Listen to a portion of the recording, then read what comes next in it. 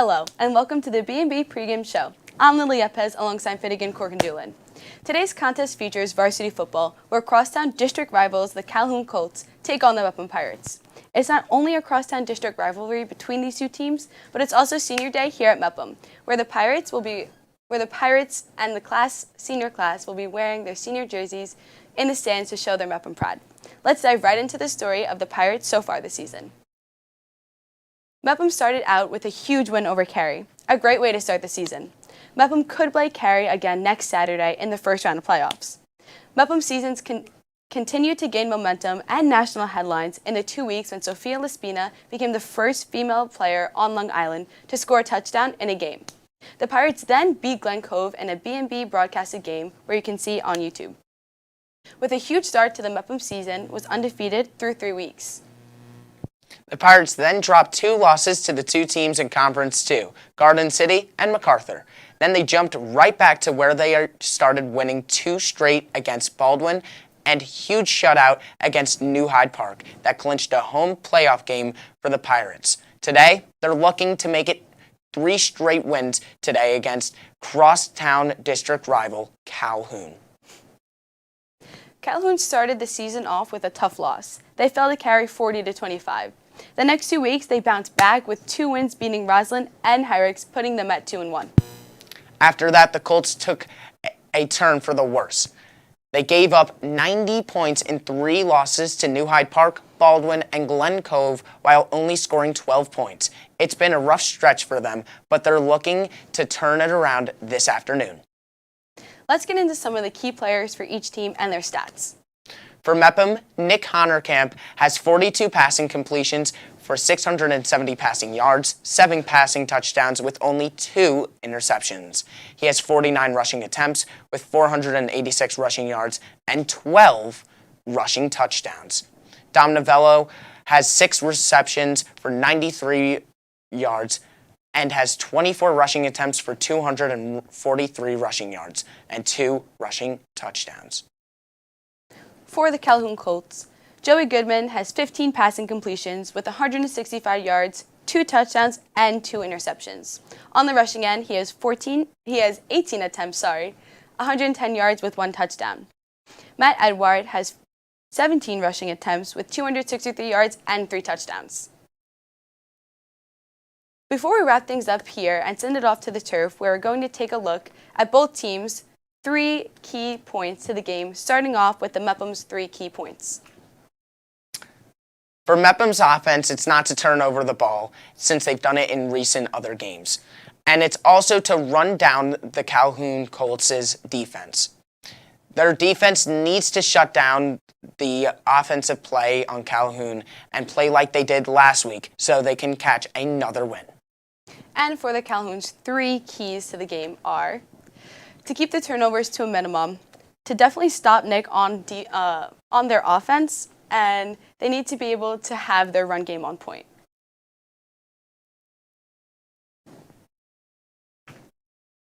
So that's it for us in the studio. We're going to send it down to Sean McCullen and Tom Morrow in the booth.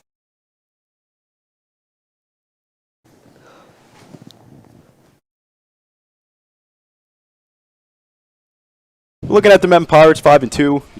I know you guys just mentioned earlier, 5-2 for them, 3-4 for Calhoun. Mepham's already, projected in the playoffs.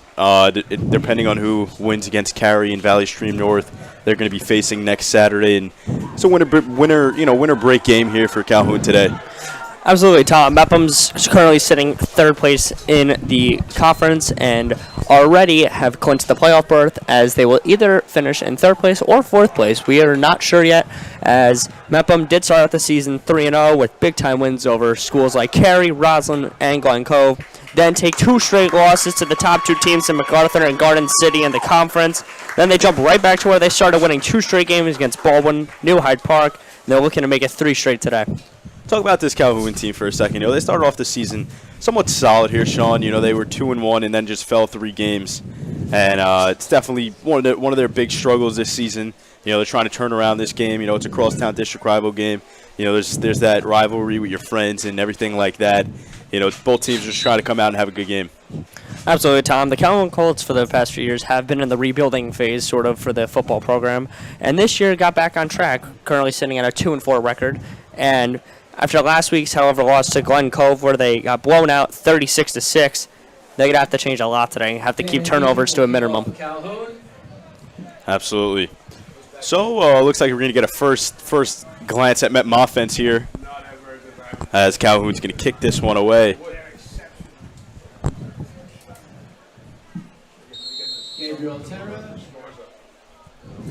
And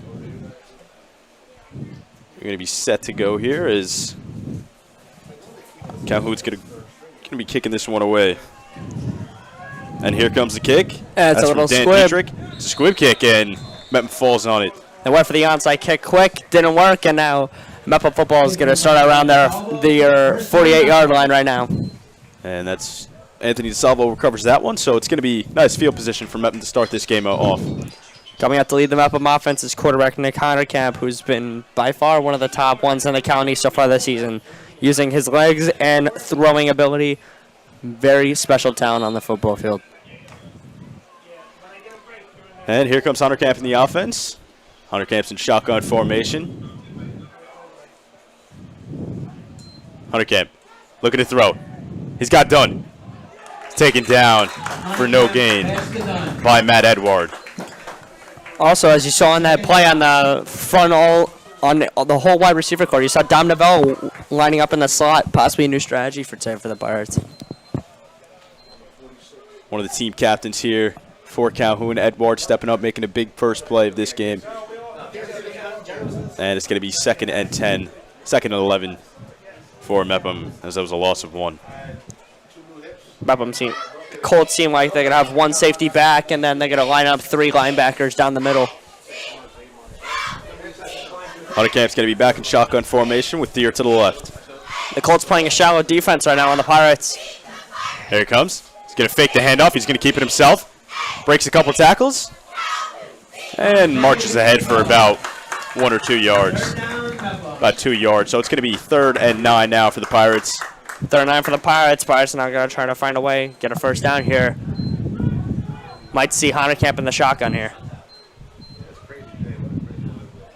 See what the Pirates and Coach Cracco can pull here on a 3rd and 9 from their own 48. Watch Michael Cucino on the bottom of your screen. He got trips right on the close side, and Heinerkamp's in shotgun formation, looking to pass. He went. He Looks runs. for Cooch. Couldn't He's get got it. an open field in front of him. And bulges ahead. It's going to be close to the first down mark. They can call him just short. It's going to be about 4th and 1. 4th and 1, and Coach Cracco's keeping that offense on the field. 1 yard, and Cracco's going to go for it. That's right, Sean.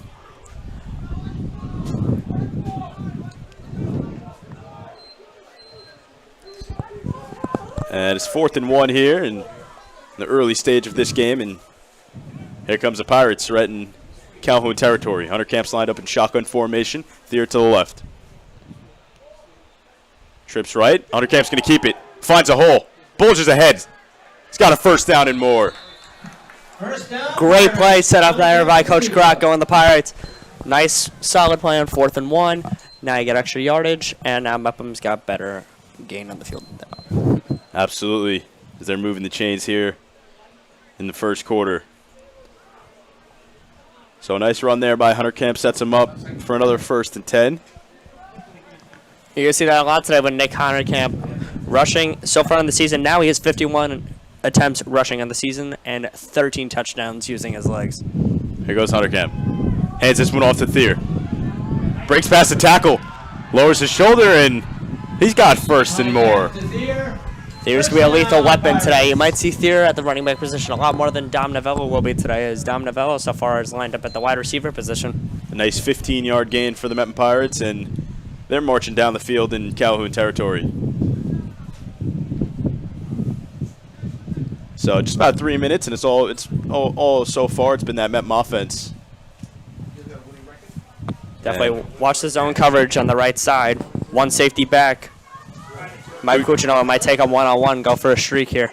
Cuccinella, Dunn, and Novello on the right side. Heinerkamp keeps. Finds a hole. Fake the screen. Goes to the outside. It's a nice block by number 20, Michael Cuccinella. Stumbles, and he's down. Hunter Camp had some room in front of him if he didn't stumble there. Great blocking from Cuccinella and Dunn there on the right side. They're not blocking that. Picks up about Hunter 7, gets so it's going to be 2nd and 3 now for the Pirates. 2nd and 3, ball on the 16.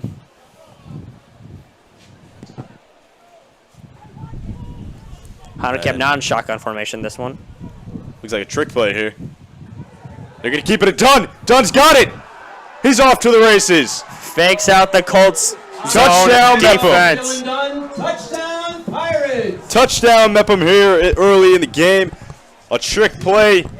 Caught Calhoun off guard. Coach Brian Moehler knows that one's on him.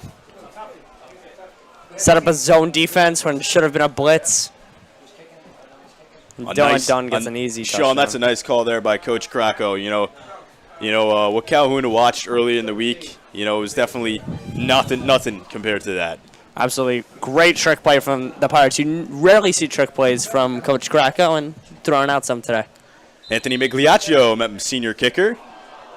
And that one goes off. Hits the top of the post. And no good. Nothing Pirates. So 6-0 early here at Mepham High School.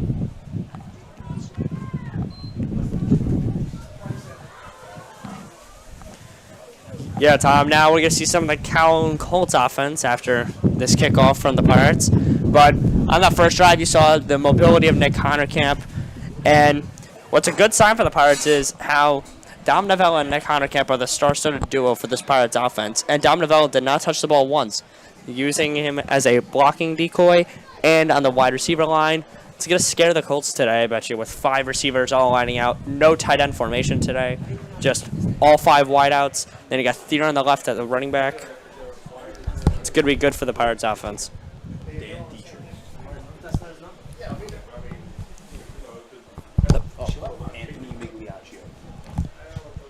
And here comes senior Anthony Migliaccio ready to kick it away. And Sean, we mentioned we're going to take a first look at this Calhoun Colts offense. And they've struggled. They've had their struggles. They only scored 12 points in the last 3 games, and that's, a big no-no.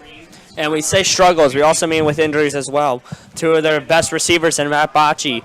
Matt Bocci is injured for today, as well as Josh Bailey, one of their starting running backs with Matt Edward. A big return for Calhoun is that one goes out to the 50. And a huge run for the Colts. Connor Fawnin, the junior running back for this Colts team, with a big return, and they're setting where they're standing today. Looks like the Colts are going to start at Mepham zone 48. Trouble for the Pirates so far in the special teams unit. So far you have a missed kick, and now Calhoun Colts, like we just said, starting on the Pirates 48. This is Connor Fawnin with a big return for the Colts and sets them up in Mepham territory, right at Mepham's 48-yard line. And here comes Joey Goodman in the Colts offense. We're going to see Joey Goodman's first looks today. He's struggled in the past few games with the touchdown and interception ratio. Hands this one off, and he's taken down by Ryan Thier. That one by Senna. And Thier's going to stand over him after that one. Senna, big hit. Senna, a very undersized fullback for Calhoun, he's taken down hardly by Ryan Thier. And one of the best parts about this whole Pirates team is the defense. As Coach Cracco would always say, defense wins championships. And right now that linebacker core is possibly, when you think about it, maybe the best in this conference. It's very, very, very good as you have Thier Novello and Brendan Moran. It's a high snap. That one's handed off. A great play by Dom Novello. Novello closes up what was a hole in the outside, taken down, and that's Hernandez for a loss of about 4 yards. And it's going to be 3rd and 12 now for the Colts after a big return. 2 big plays for that Mepham defense, and they got him. Like we were saying earlier, so far the Colts' first 2 plays on the offensive side are all runs. Joey Goodman, the past few games, while in the air, has just not found great connections with his wide receivers. And today, especially with your number 1 receiver, Matt Bocci, out, this one's going to be tough to find new weapons for Joey Goodman. So Goodman's going to be lined up right under center. Goodman's going to fake the pitch. He's looking to pass. He's going Gavin Gretsch. Cuccinello's there. Oh, almost intercepted. Trying for Gavin Gretsch, the senior.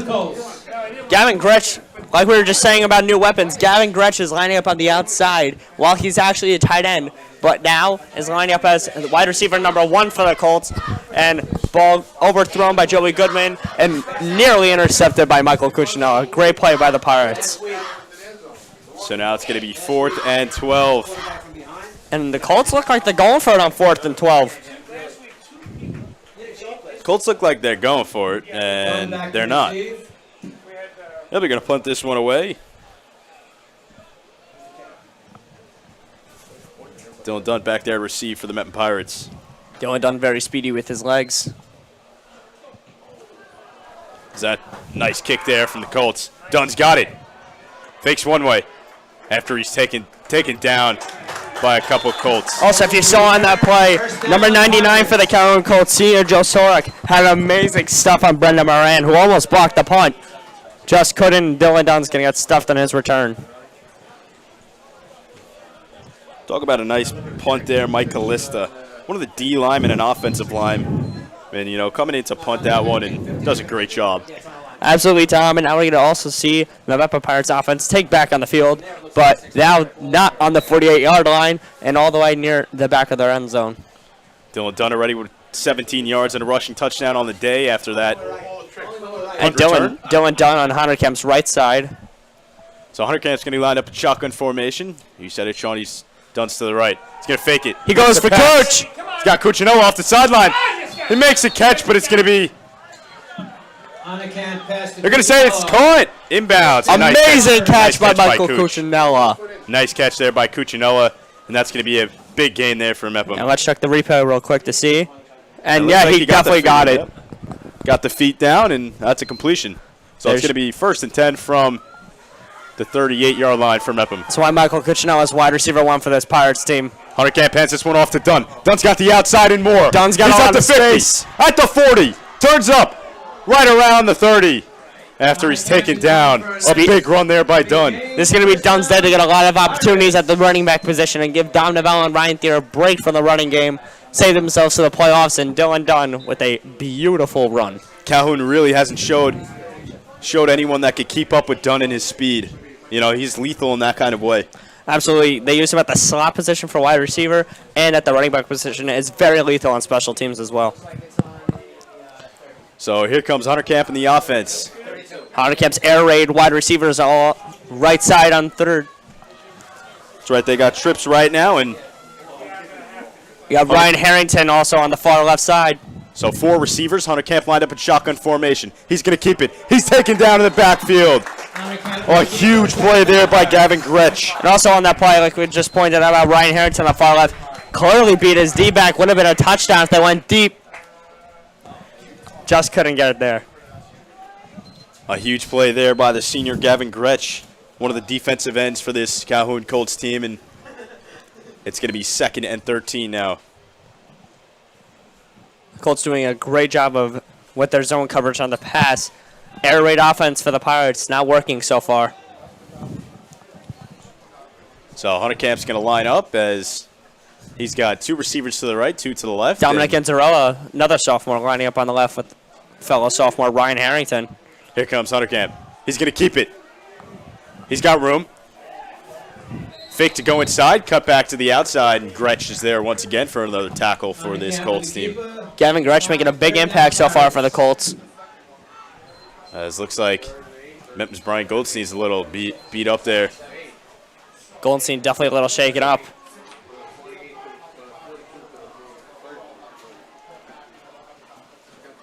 As They gotta wait a sec, see if Goldstein's all right. give him a little breather. But a big play there for Mepham after a loss.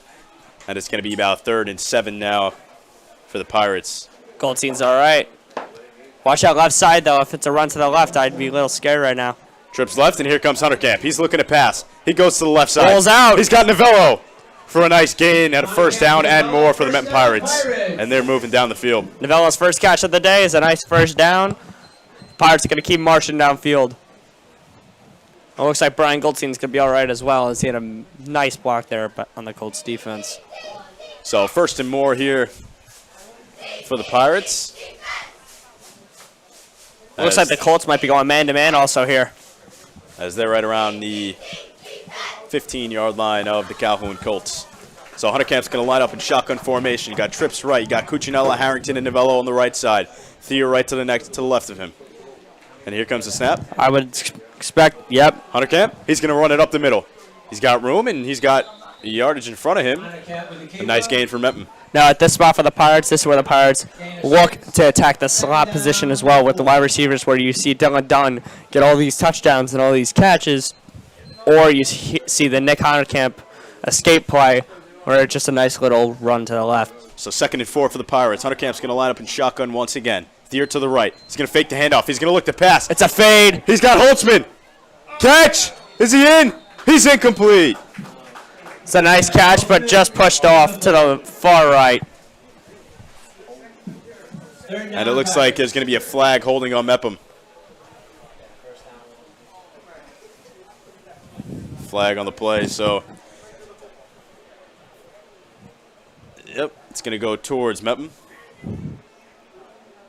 It's going to come back, and so that looks like it's going to be a 10-yard penalty. So it's going to be 2nd and 14 now. 2nd and 13, Pirates. 2nd and 13. 2nd and 13. And Hunterkamp. That's going to be a direct snap to Dunn. Dunn breaks one tackle. Dunn going with a little wildcat, gets a little smaller of a gain.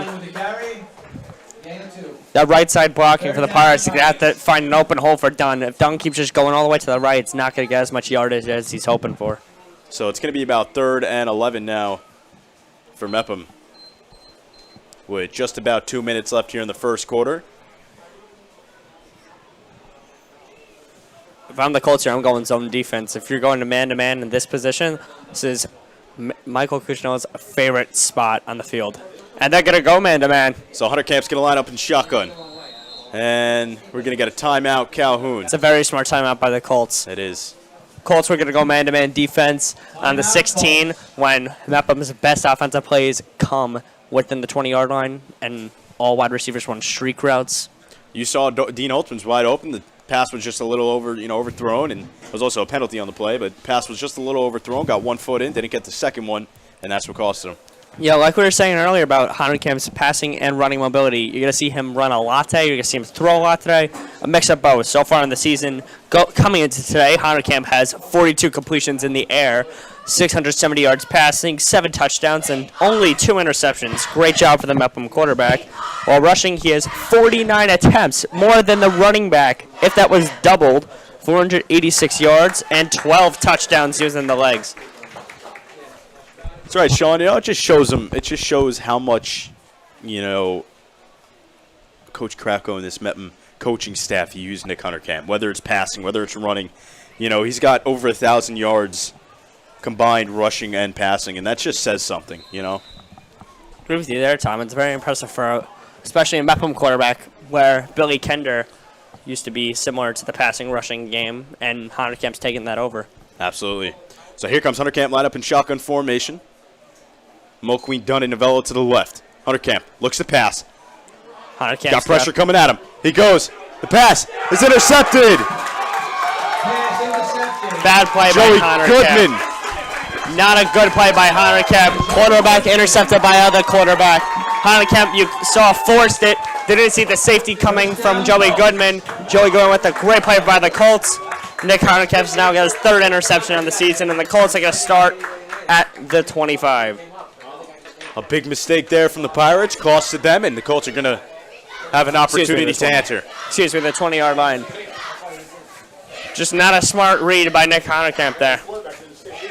He had Dylan Dunn wide open, just didn't see Joey Goodman coming from the left side. So here comes Goodman and the Colts offense. After a big interception from Goodman. Watch the bottom of your screen. Gavin Gretches 1-on-1 with Michael Cuccinella. As they hand this one off. They're going to need some help on that bottom side of the screen. Michael Cuccinella is very fast and a very strong D-back, but with the man who looks like he's 6'5" at wide receiver 1. Nick Senna, the fullback, already stuffed twice today on the offense. Yeah, and Joey Goodman's going to see if he can start to try to get the Colts offense headed downfield and try to get on the board. Colts really need to open up that pass game a little bit. as they got 4 receivers now lined up. One of them being the starting running back, Edward. He goes in motion. Stephen Mulqueen on bottom of the screen with fake Gavin Gretsch. Goodman, he's going to throw this one up, and nobody's even close. Nobody close, and Gretsch also beat Mulqueen on that play. A little miscommunication on the play there, as Goodman might have thought one of them was going deep, but no one was in the area. Yeah, like you just said there, Tom, possibly wrong miscommunication with the routes. But now it's going to be 3rd down and 10 on the 20-yard line for the Colts. See what Joey Goodman can do here. It's just about a minute left here in the first quarter, and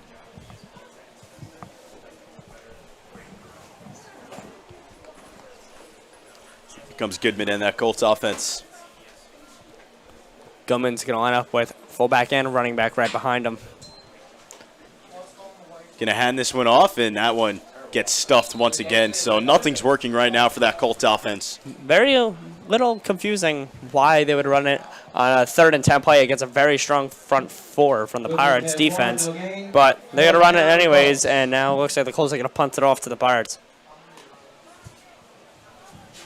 And Dylan Dunn's back there to return it.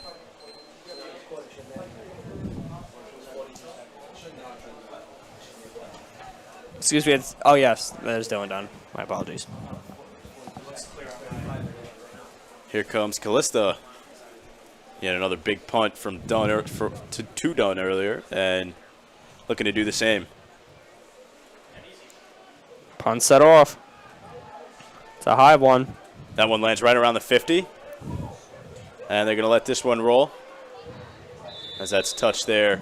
Punt down on the 48-yard line. First down. At the 48-yard line at Mepham territory, and here comes the Mepham Pirates offense for the 3rd time today. It's going to be Mepham's 2nd time starting on the 48-yard line today in this one. And let's see if Nick Honekamp can bounce back from that last drive and try to get more points on the boards for the Pirates.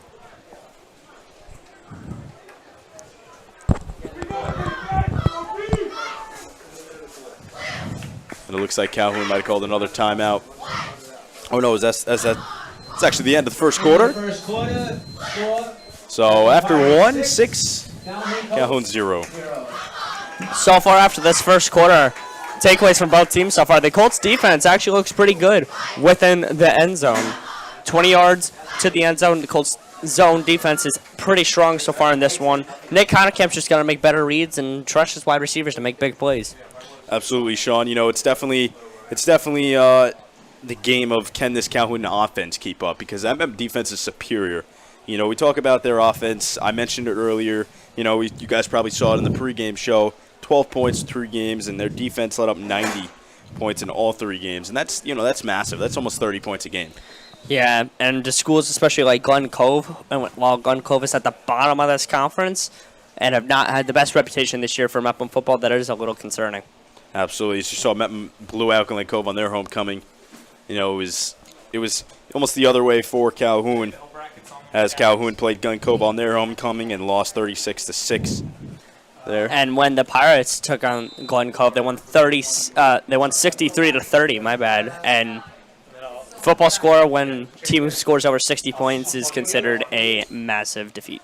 Absolutely. Hunter Camp goes to Dunn. That goes right through his hands. So maybe almost better. He dropped it. If he caught that, it would have been bounced back for about 5. Yeah, as Calhoun Colts defenders are right up on Dunn. It's almost as if Coach Cracco might be doing too much with this Pirates offense. Do what you do with do what you do against other teams, and try to find a way to just get the ball to your receivers. So here goes 2nd and 10 now.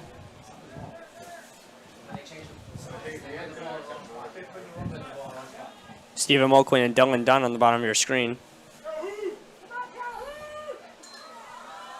Hunter Camp, look at a pass. He goes to Cuccinella, as that's tipped. Nice job by the Colts defense, as Cuccinella was in the area and Ryan O'Corn was there. Ryan O'Corn, a middle linebacker too, going all the way back on safety coverage there. Great play. Cuccinella would have had a touchdown if that one got to him.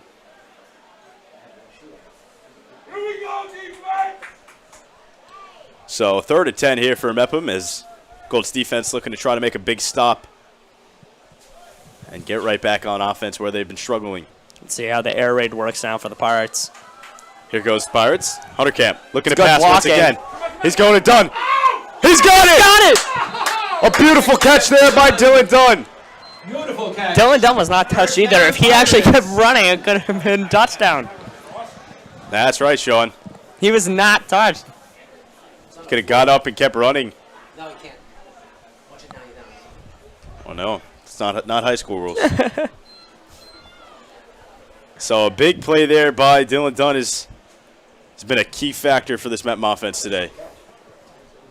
Agree with you there, Tom. Great play by Dylan Dunn. Risky throw by Honorkamp, but now Pirates in Calhoun territory. And here comes Nick Honorkamp. 3 receivers to the right. Thier to the left of him.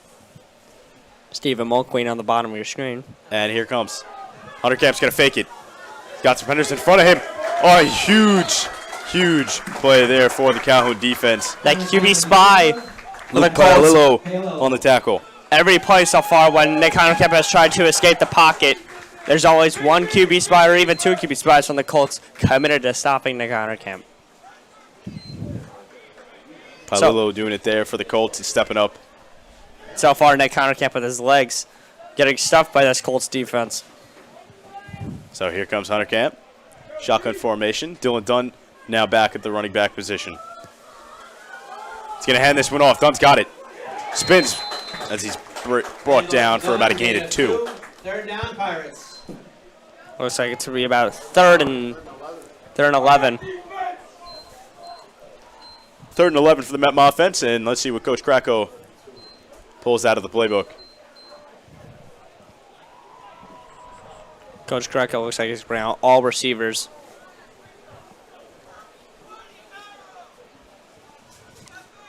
It looks like we're going to get 4 receivers here, and Dylan Dunn in the backfield with Honorkamp. Honorkamp, looking to pass. He They go for he's got Mulqueen. As that's incomplete. Mulqueen tried to draw more of a PI that actually kept running his route. So Mulqueen at the end almost pulled. Would have been offensive pass interference. Yeah, he's definitely looking for that flag. But good defense there from Matt Edward, and No flag at all there. it's going to be 4th and 11 now here for the Pirates. And Nick Honorkamp looks is like Matt staying on might the go field. for it, yeah. It's good field position. And I would definitely say it might be a little too far here to bring out the senior kicker, Anthony Migliaccio. They're not gonna. Honorkamp and the Pirates are gonna go for it. Honorkamp's alongside Ryan Thier in the backfield, so they're going to go 3 receivers to the right side and Mulqueen to the close side. Here comes Honorkamp. He's got it, looking to pass. That's Honorkamp too hit high, hard. Cuccinella, and that's going to be a turnover on downs. Honorkamp was hit hard. First down, Colts. Turnover on downs. Colts ball. So 6-0 here, still Mepham Pirates lead, and it's going to be all Joey Goodman in that Colts offense now. Yeah, that whole line for the Pirates could not hold up there. Honorkamp was hit hard as he was going for Michael Cuccinella, and pass was overthrown. And now Joey Goodman's going to lead out what is a momentum now shift for the Calhoun Colts offense.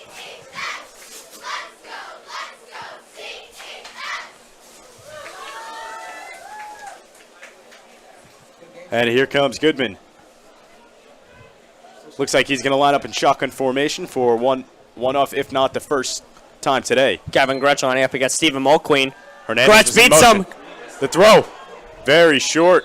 Looking for Gretsch and Mulqueen on the far side of the field. Gretsch also beat Stephen Mulqueen, who played great coverage there on that play. And Joey Goodman's arm just could not reach Gavin Gretsch. So Nick Senna comes in there, big fullback.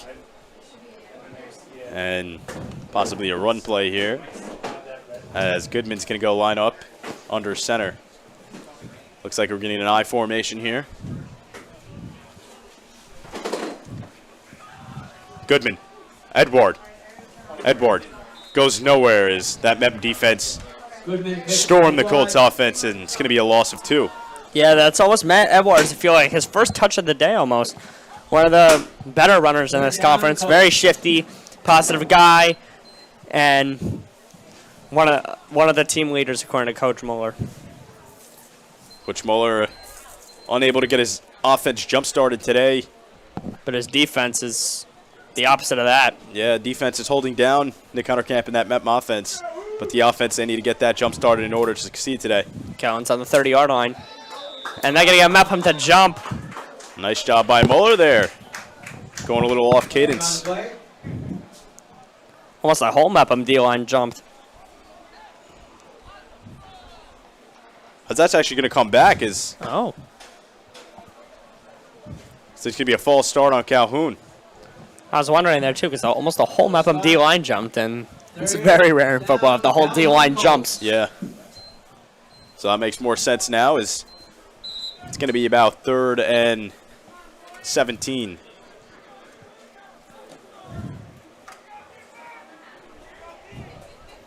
So a big 3rd down here for the Colts if they can convert. Here's Goodman. Light liner was first to Goodman. The Colts, that's incomplete. The one thing I've seen from the Colts today, they're running plays where Joey Goodman's arm is just not able to reach that point. And on a short play there, when Goodman's rolling out, and when the whole blitz is coming at Goodman, Goodman's not going to be able to make a great play there. And Calhoun's going to punt this one away, it looks like. So after a big 3rd down, Calhoun was unable to convert, and here comes the punt team for the Colts as Dylan Dunn.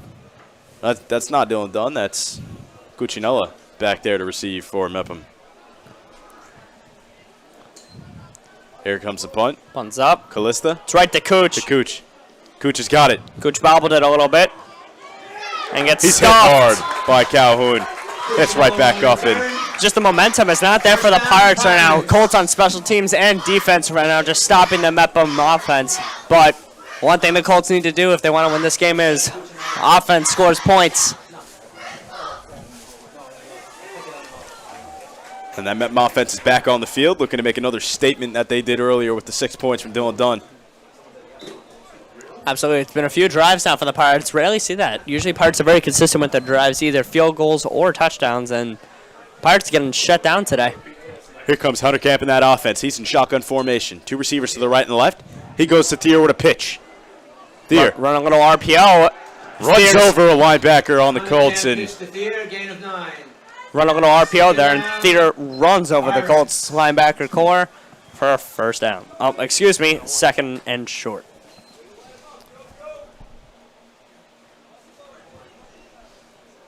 so it's going to be 2nd and 1 now for the Pirates. At the 34-yard line right now. Hunterkamp is lined up in shotgun formation. Watch the slot here with Ryan Harrington. That middle linebacker's a little pushed back for the Colts. Headboard pushing up on Mulqueen. He looks to that left side of the field. He goes to Harrington. Looks for Harrington. Incomplete, almost intercepted as 2 defenders were right in the area. Little butterfinger play there from Harrington. All nearly intercepted. And if Mepham's going to want to make big plays today, Harrington's got to come up with that one. Joe Gustastafi was right in the area.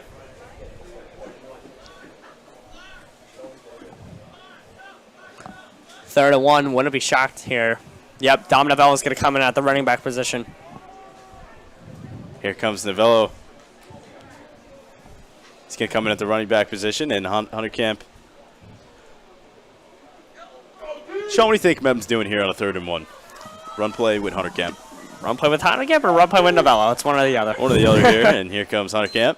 And they do the second option. Here comes Novello. It was one of the two, man. It was one of the two. It would work. 1st down, Pirates. Colts have a hard time at stopping those run plays right at the middle. But so far today on the pitch plays and QB escape plays to the left or right side of the field, just Colts are able to stop that, but once it's a run up the gut, that Colts D-line is almost non-existent. So Hunterkamp's going to stay in shotgun formation. Novello and Thier are going to be in the backfield. Novello to the right, Thier to the left. Here comes Hunterkamp. And Hunterkamp's going to keep it. He's got a hole. He hits the outside, the far side. Hunterkamp to the sidelines. Touchdown, Mepham. Camp with the keeper, touchdown. Hunter Camp with his Pirates. 13th rushing touchdown of the season.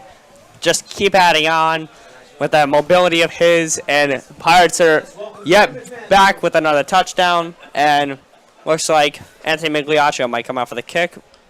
Actually, never mind. Nick Huntercamp's going to stay on the field looking for a 2-point conversion. Big run there by the senior quarterback, Nick Huntercamp, and turned the Jets on and put up 6 right there for Mepham. As they're going to go for 2 now. Coach Cracco really wants those points. As he's going to call a timeout to rethink this decision. Mepham with a little confusion there. And Coach Cracco is going to try to find the right play to go for a 2-point conversion. A needly 2-point conversion. 2-point conversion makes it almost look like that kick was never missed. So, That's right. so almost nice to have 14 and not Kick 13. was never missed, and they never made a kick, so. Yeah, well, no one will ever know. No one's gonna know. Unless, of course, you're watching our live stream currently on the BMB Broadcasting YouTube channel. Yeah. But Calhoun's got to answer an offense. You know, they've really struggled throughout the year and throughout the season and today, you know. Absolutely there, Tom. Calhoun Colts offense has been quiet today. Passing for the Colts, I believe 1 pass has been completed so far, so the Colts are going to have to try to find a way with their run game to use it more. It will benefit them in the long run of this game. So Coach Cracco is going to send out the Mepham offense as they're going to go for 2 points here late. And about halfway through the second quarter. So we're about the 6-minute mark. And it looks like Ryan Harrington, Michael Cuccinell on the right, and it looks like Ryan Thier's lining up as a tight end option possibly with Stephen Mulkring on the left. Hand this one off. It's going to be a flea flicker, it looks like. Thier. Looking for Novello. No good. Thier's throw a little wobbly there, but hey, I mean, a running back, if you can throw, it's pretty impressive. But throw is just a little off, and Dom Novello can knock it in bounds. Looked like it might have been a reverse at one point. Yeah, a little Philly special there, but Mepham special instead. Yeah. So, no good, and now Mepham's up 12-0.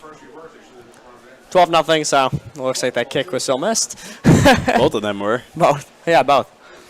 Even though that wasn't the kick. But now we got to see the Colts offense try to get some momentum going here on the field because so far it has been very quiet. And as you see on the sideline, Coach Moehler is talking to Joey Goodman about what's going to happen on this next drive.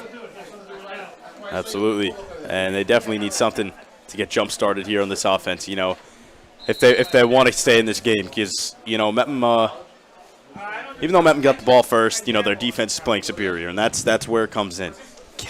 This is the game today, Sean. Can that Colts offense get past that Mepham defense? And if so, it's going to be a good game. We got a good game on our hands today. I mean, so far it's been a very good game so far. It's been pretty close. Don't let that score lie to you when it's 12-0. It doesn't feel like it's 12-0 at all. And the Colts defense definitely starting to impress so far against this Mepham offense that might be a little shocked. So Anthony Migliaccio ready to kick it away for the Mepham Pirates. Migliaccio. Here comes the kick. Migliaccio with a nice kick. The strong boot there.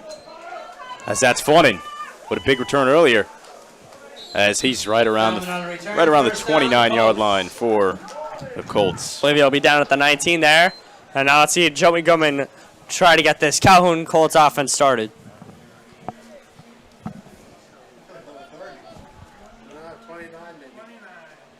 29, excuse me, they're not 19. It looks so different from here, Tom.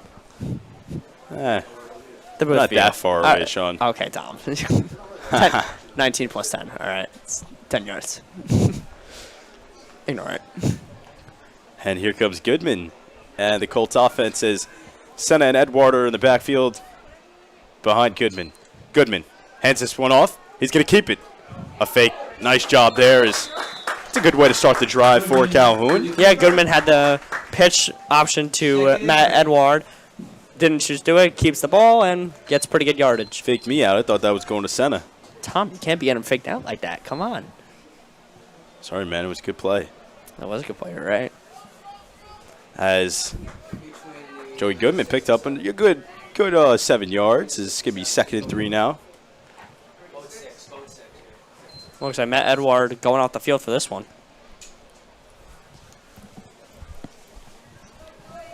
And Joey Goodman is going to be lined up right under Senna with Senna behind him as Goodman hands this one to Senna. I didn't get faked out there. Did you, though? Nah. Are you sure? Maybe you thought it was a pass. I mean, they got the first down. They do get the first.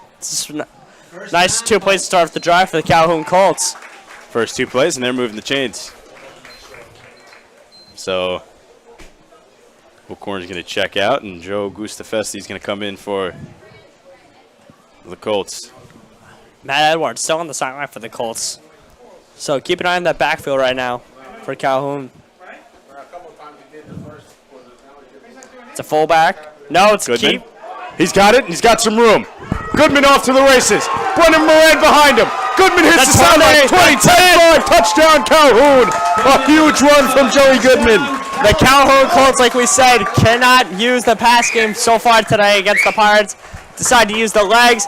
Joey Goodman makes up for those pass plays that just didn't come up and gets the Colts on the board. The great patience from that young quarterback.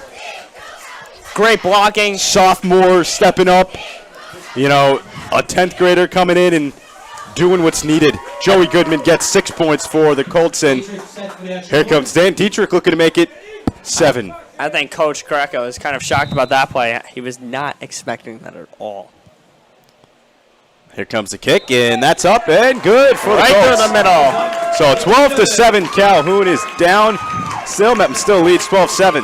12-7, less than half away, and the Colts have the momentum right now. 5:21 here left in the second quarter, and if I was Coach Cracco, I would use all of those 5 minutes and 21 seconds. I would as well, Tom, because I would hope so.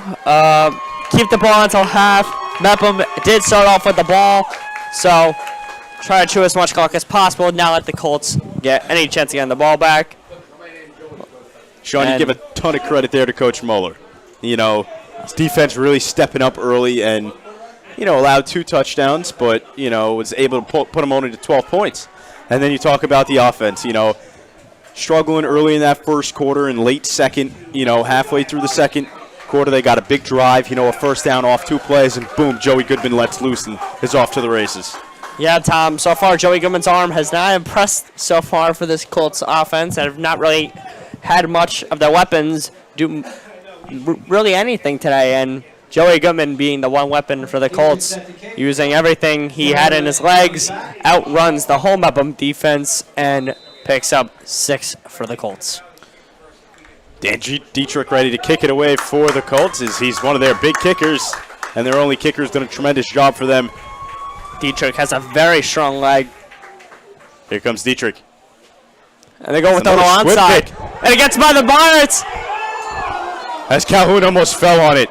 That could have been huge for Coach Moehler and that Calhoun offense. Another chance to put points on the board and possibly take the lead at half. Fantastic kick from Dan Dietrich there. Colts touched the ball. It was in their hands, and they just let it go. So now here comes Hunter Camp and the Mepham offense. And instead of 5:21 now, it's 5:18 left in the half for the Pirates.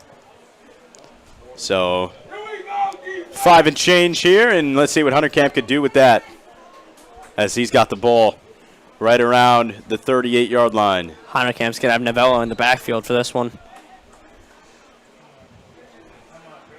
Here comes Hunter Camp. One-on-one coverage on the bottom of your screen. The handoff to Novello. Pushes forward for a nice gain. Novello's second action, today in the run game, and getting good yards for the Pirates on a solid first down play.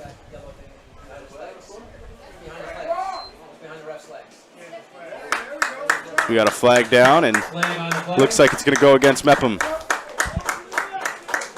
Looks like it might have been a holding play.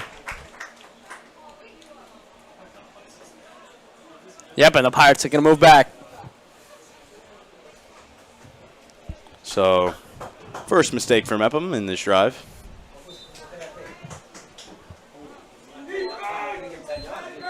So now let's see what Hanekamp can do on 2nd and 10. Oh, excuse me, 2nd and 15 now. Here comes the snap. That's going to be a handoff to Novello. Hanekamp's He's going to cut inside. As he's taking down a nice hit there from Mepham's Joe Gustafesti. Mepham's blocking on that one right side of ours. Excuse me, the left side has not been able to stop the Calhoun blitz that almost seems unexpected at times. Novello with a couple yards there, and Gustafesti takes down the junior running back, who's one of their biggest players on this team. Yeah, Tom, and now it's going to be 2nd and 12 for Hanekamp. So Hanerkamp's going to be lined up in shotgun formation. He's got 3 receivers to the right, with Novello to the left of him. On their own 38. Hanerkamp goes through a It's a little screen to play. Novello. Novello goes in front. He's got the Novello's sideline. got room! A big It's a gain very there. smart play by Dom Novello. A big gain there from the junior running back. As that's about a gain of 20 for them. Extremely smart there. Clock stops, goes out of bounds, but actually got hit out of bounds, and Dom Novello with a very nice run. So 4 minutes, 9 seconds left now in the second quarter, and Nick Hanerkamp and the Mepham Pirates offense marching down in Calhoun territory. So 3 receivers to the right, Hanerkamp Thier's alongside now in the Ryan Thier. backfield. Yep. It's going to be fake handoff, and Hanerkamp keeps. He's got room, and a nice solid gain there of a couple of yards, and the clock's going to keep on going. Coach Cracco knows very well with first down plays. Very good. About 5 or 6 yard rush, almost. 2nd and 4 now Yep. for Mepham. Clock is ticking though. 3 Here minutes comes and 40 Hanerkamp with seconds. Thier to the right. Still 3 receivers on the right side. Hanerkamp goes to the right side. He's got Cucinoa. There's Cucinoa hits the blockers. middle. And he'll pick up a first down, and that'll move the chains. First down, It's a solid hit by the Colts, and seems like injured player. A little shaken up. Looked like junior Connor Fawnin was a little shaken up there, but had a nice hit on Michael Cucinoa. So now it's 3 minutes and change and running here in the second quarter as Coach Cracco is trying to put up some points Time is still ticking. before halftime as Hanerkamp's lined up in shotgun formation once again. And here comes the snap. That's a handoff to Thier. Pushes ahead his lineman. A nice push by that O-line of Mepham. Gain of 4, 2nd down. Solid run by the Pirates. And now we're under 3 minutes now left in this half. And it almost seems like Ryan Thier is being a bulldozer for this Pirates offense. So about 2nd and 5 and 2 minutes and 37 seconds now. Trips 3 on the right side. Here comes Hanerkamp. He's going to keep it. He goes up the middle. Hanerkamp's got He's room. room. Hanerkamp with a big run there as Connor Fawnin couldn't take him down as he was sliding on Hanerkamp's legs. Mepham in red zone territory now. And this is where Mepham usually scores best, but earlier on their first red zone attempt with the passing game, it was intercepted by quarterback Joey Goodman. Hanerkamp keeps it. Goes up the middle. He's in. Hanekamp with the second of the day. Touchdown, Pirates. Second of the day, 14th of the season. Make it 14 like you just said, Tom. 14 with the very mobile quarterback. And Nick Hanerkamp's going to stay on the field, try to get this 2-point conversion now. You're going to try to make it 20-7. Would not be shocked if I saw Hanerkamp keep it again. And he does. He does. He goes up the middle. He's And got right it. up the middle. Hanekamp for the 2-point conversion. As it's 20-7 now with 2 minutes left on the board for that Colts offense. Very nice play there by the Pirates using their very dangerous sort of a quarterback in Nick Hanerkamp. Gets the touchdown and the 2-point conversion. It has 2 touchdowns now today for the Pirates. And now, let's see if Joey Goodman, before this half ends, could get some points on the board for the Calhoun Colts. As you saw last drive, Joey Goodman ran past the whole Mepham defense. Goodman did it all. As both coaches are going to talk it over with the team and what these last 2 minutes are going to look like. Yeah, I want to be very smart with the clock here. 2 minutes, 6 seconds, and the Colts have 2 timeouts.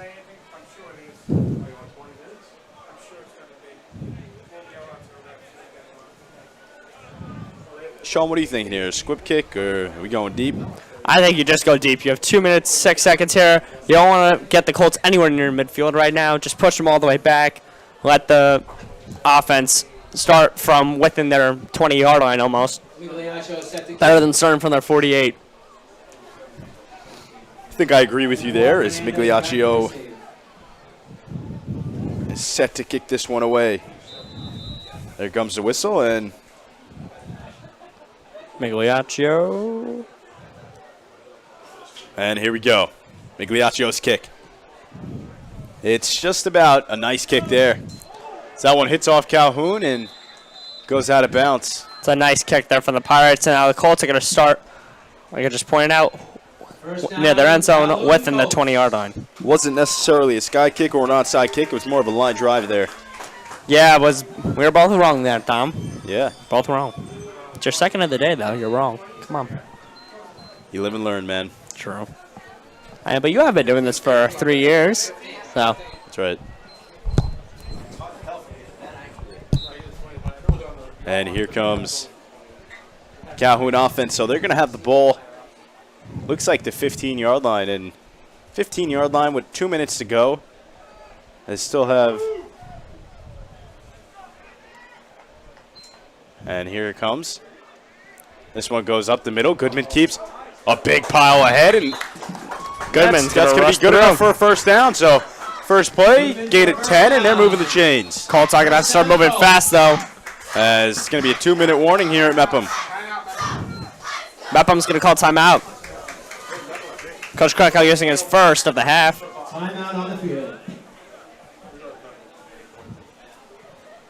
Mepham using their first timeout.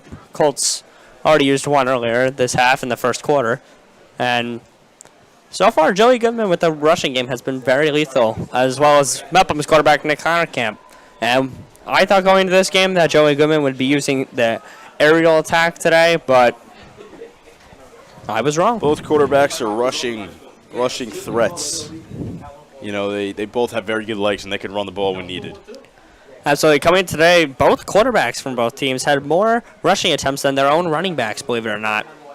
Joey Goodman's had 18 attempts coming into today on the season, has now 20+. While Nick Honorkamp coming in today had 49 attempts rushing and now has 50+. That's right, Sean.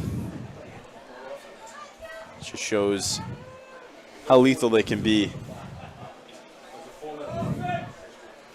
So both teams are back out on the field, and here comes Joey Goodman and the Colts offense after a big first down and looking to do something similar. Watch bottom of your screen, Ryan O'Corns, one-on-one with Stephen Mulqueen. A big play there. Tackled the wrong guy almost. A big play there for the Colts. It's a nice trick play by the Colts. First down, Colts. Mepham defense thought Joey Goodman was keeping it, and they're not there. Sean, another 2 big plays for the Colts, and they're starting to head in the right direction. Yeah, the Colts are marching downfield right now, but have to do it quicker as there's a minute 35 and counting left on the half.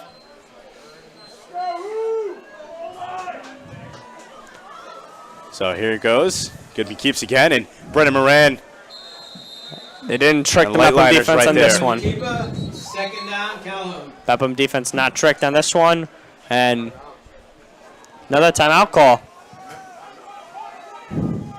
Timeout, Pirates. Mepham using their second of the half. Uh-oh, here comes trouble. So Mepham with a big timeout here, trying to talk things over. It's 20-7, a minute 18 on the clock. Is that the award-winning Miss Gary Dennis? Yeah, Mepham using their second time of the half, have one left, and the Colts have 2 timeouts left. So the Colts can, if they march downfield quick enough, have 2 timeouts to spare.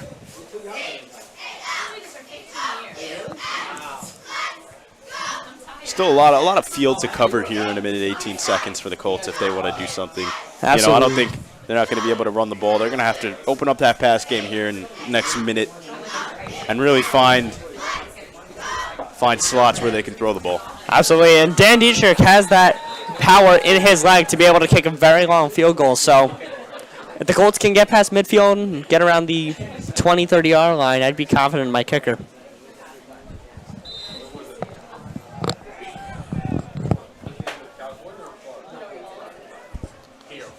So here comes Goodman now at the Colts offense as Goodman. He breaks a tackle, and he's now swallowed up by the Mepham defense. Nice job by. And now in a situation like this where the Colts have a long way to go to midfield, might just see another run play and just let the Colts chew out the clock and go into the second half. Down 20-7, but we'll start off with the ball to begin the second half.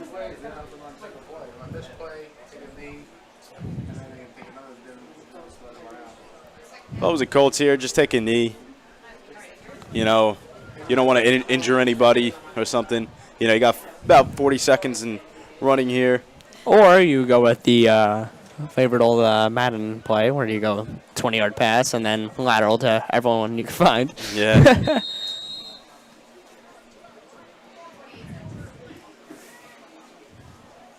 As it looks like there's another timeout by Coach Moehler. Timeout, Calhoun. Could see a long try for a long pass here from Goodman. See what he's got off this Hail Mary possibly, if they choose to run it. Or like it did just say, could be a nice run play here.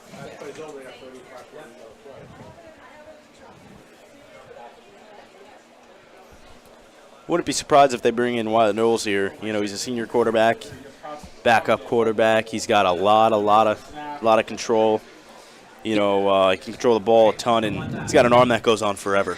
Yeah, and Joey Goodman's only a sophomore, too, starting at quarterback for the Colts, and Wyatt Knowles, being the senior, can control the ball a ton and could be very strong in this play. And they get to keep in Goodman, it looks like.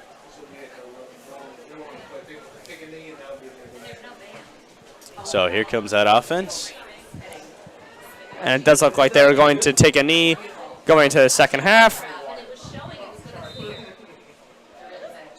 And they're going to take the knee, and It's a fake. Kidding. that'll do it for the first half here at Mepham High School. Mepham 20, Calhoun 7. That'll do it for the first half. So, Tom, so far, what are your takeaways from both teams? As it's been a very close game so far. And what we thought was going to be a blowout going into this one. Well, Sean, you know, that Calhoun offense really showed me that last drive what they could do. But for now, Sean, we're going to toss it up to the halftime show where people in the booth will take it away. Hi, I'm Lilia Pez alongside here Ryan Marr, and we're at halftime. Hello, Lily. How are you today? I'm good. How are you? I'm good. How are you? So, coming out from the first half, how do you think the Pirates played so far? I think offense and defensively wise, they were both great. I think they gave it their all in. I think it showed up. For sure. So I think we're going to take a look at Dylan Dunn's first touchdown for the Mepham Pirates.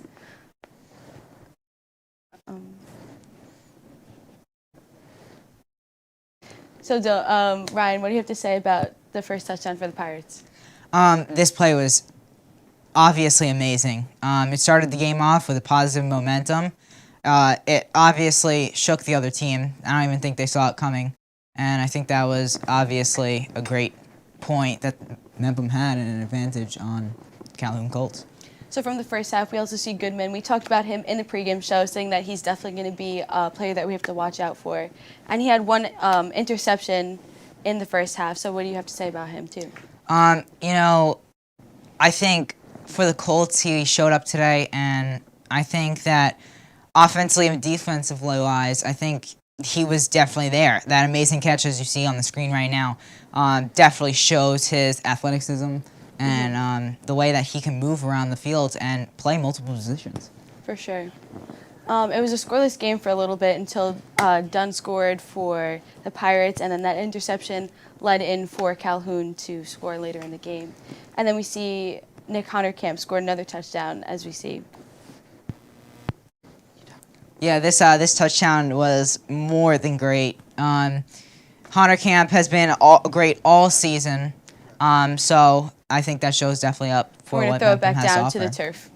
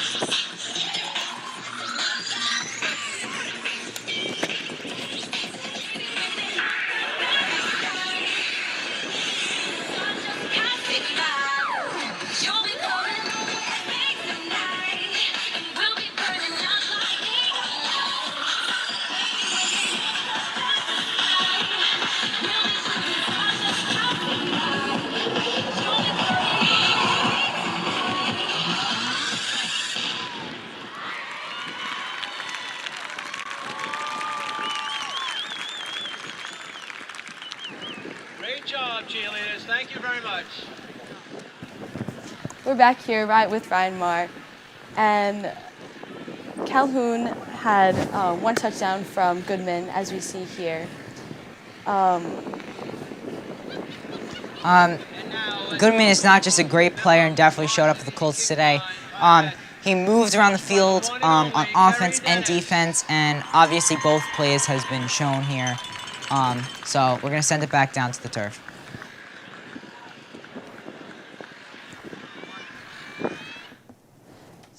So then we're talking about.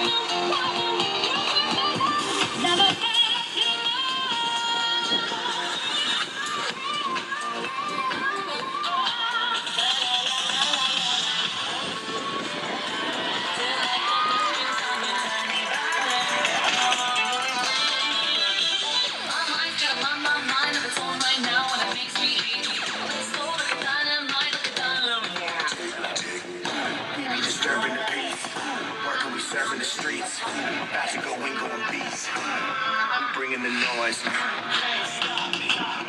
With it like this ain't no timeout. Go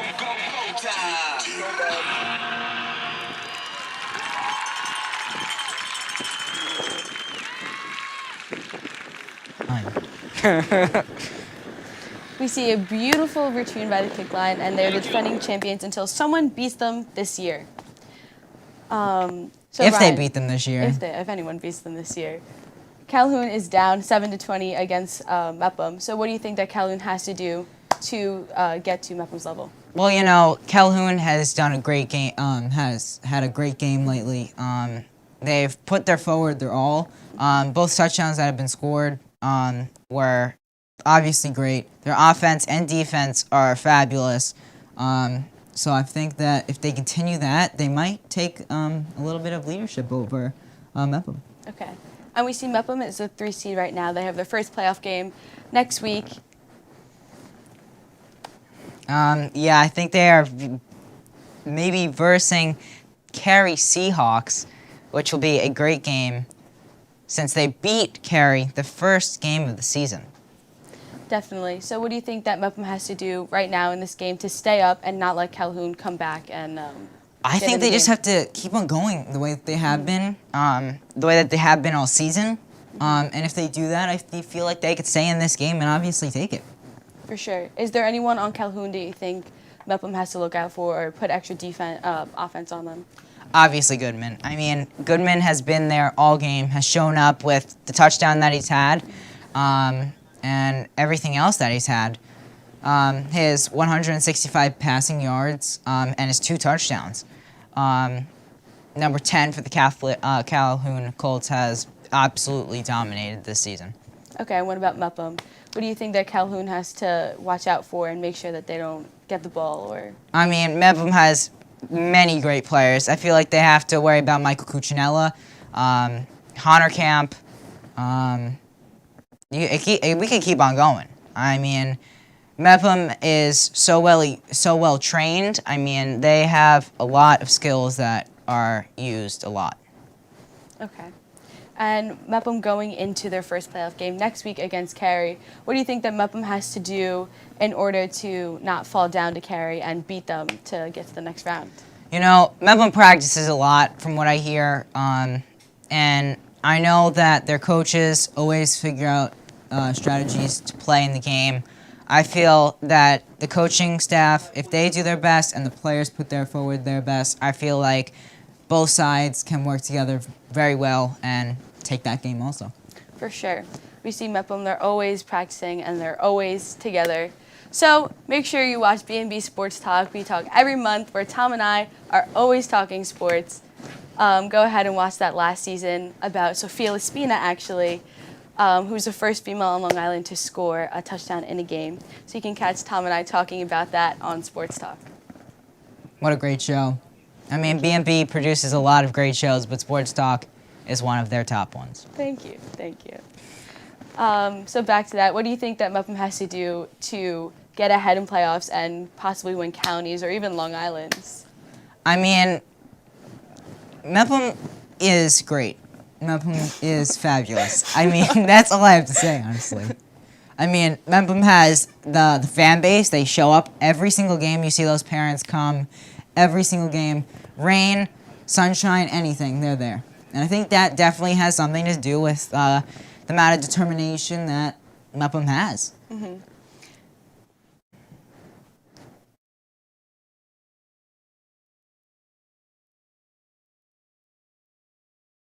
How amazing and skilled Mepham cheerleading really is. They are all so talented in so many ways.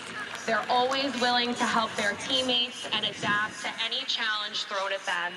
These girls bring energy, excitement, and hopefulness for this upcoming competition season.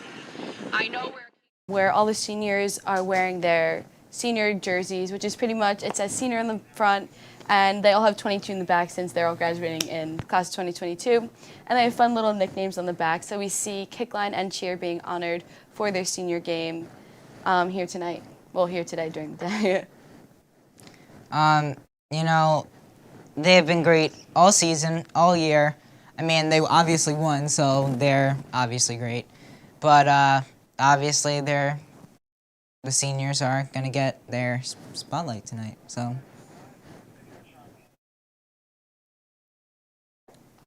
We always see other sports during their senior games, and all the seniors are always recognized before they go off to college. And it's definitely a sad time for every team, no matter who you are. But we see here Kickline and Cheer looking like they're graduating a lot of seniors. So that means, I think this is Cheer actually, not Kickline.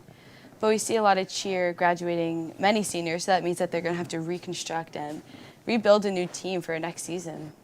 I mean, they do it every single year, but this is always one of Mepham's finest moments here, showing how their seniors have put forward their dedication to a sport and how they finally get their chance to shine on senior day. Yes, so today all the seniors will be wearing their senior shirts in the bleachers, and we see the seniors wearing them on the Kickline and Cheer team as well. Yeah, I mean, all the cheerleaders, all the Kickline members. are great. I mean, obviously they won once again. They do great every single year. I'm sure that the football players will be honored as well. I'm not sure how many seniors they have, but every time you graduate a lot of seniors, it's always really hard because you have to reconstruct a new team. Those seniors most of the time have been on the team for 2 to even 4 years. So when they leave, that's almost like the backbone of the team leaving, and the younger classmen all have to step up, especially the juniors this year. So do you think that next year, once the seniors graduate, that Michael Cuccinello will step up, Dominic Novello, who else, Dylan Dunn, do you think that they're going to step up? You know, I mean, they have been all season. Obviously, they've taken over the highlights of this game. We've been talking about them here. So, I mean, obviously, if they keep that going, I think that they can be those senior highlight reels going strong, and moving forward. Senior day is always sad for all of the teams. To know that if they won playoffs, if they won this, to get rid of those players that helped them win that game, win that season, win that playoff, it's hard, but they move on, and hopefully they'll win the next one. I agree. So here we see this is the kickline team with their seniors all wearing their jerseys, being honored. And we see a lot of seniors leaving this team as well. So that's going to leave a lot of underclassmen for reconstructing, rebuilding, and stepping up in that leadership role, especially being those national champions. You know, if you've seen one of our last volleyball shoots, or one of our last boys volleyball shoots, there was senior day. We filmed a lot of senior days, and it's sad once again to get rid of, not get rid of, but graduate those players. But once again, we can't keep them on hold for forever. Yeah. Ryan, you're a freshman. I don't think you've been a part of any senior day yet, but it's always a sad day because a lot of times this is the last time that these athletes will be playing their sport unless they're going to go off and play in a college. And it's different when you play a high school sport because you have a love for this sport, but it's always sad because that's the time when it really kicks in. Like, this is the last time this senior will be playing their sport. In this case, that kickline, this is the last time these girls will be dancing together or competing together. So it's always a really sad time. But I know, from what I hear it is, I've had a few friends that graduated from these kind of sports, and from what I hear, it's not the fact that they're leaving the sport, it's the fact that they're leaving a part of their team behind. And from being with them for 2 years, 3 years, if they get on the team as a sophomore, maybe even 4 as a freshman, leaving those players, it's tough. for sure, last year it was really sad. I've been on volleyball for 3 years, and it was really sad to watch those girls who kind of coached us, to watch them leave. And it was really sad because a lot of them weren't going to play volleyball in college besides Sam Green. But it's like those leaders, they left. So now the younger class and us and the juniors, they have to step up. So I think that we're going to see Mepham this year, especially the football team, with Nick Honorkamp leaving, that someone's going to have to step up to that QB position. And those freshmen, sophomore, and juniors are going to now be upperclassmen, and they're going to have to step up. You know, Nick Honorkamp has stepped up, completely. I mean, he's shown a tremendous amount of effort, sportsmanship throughout this season. He's made a place for himself on that field with that team, and I think if you ask any of those members, they'll definitely say that he is one of their hearts of that team. For sure, for sure. So do we know anybody that you think is gonna step up to that QB1 position next year? I mean, it's kind of hard to even think about getting rid of Honorkamp. I mean, you saw his highlights on Homecoming if you watched our show on Homecoming. He had absolute great plays. Took the highlight reel away from both of the teams. I think we advertised him the most during the highlight reel with his 1,156 total yards and 19 touchdowns. A few of them scored during that one homecoming game, which is pretty sick. That's if you ask impressive. me.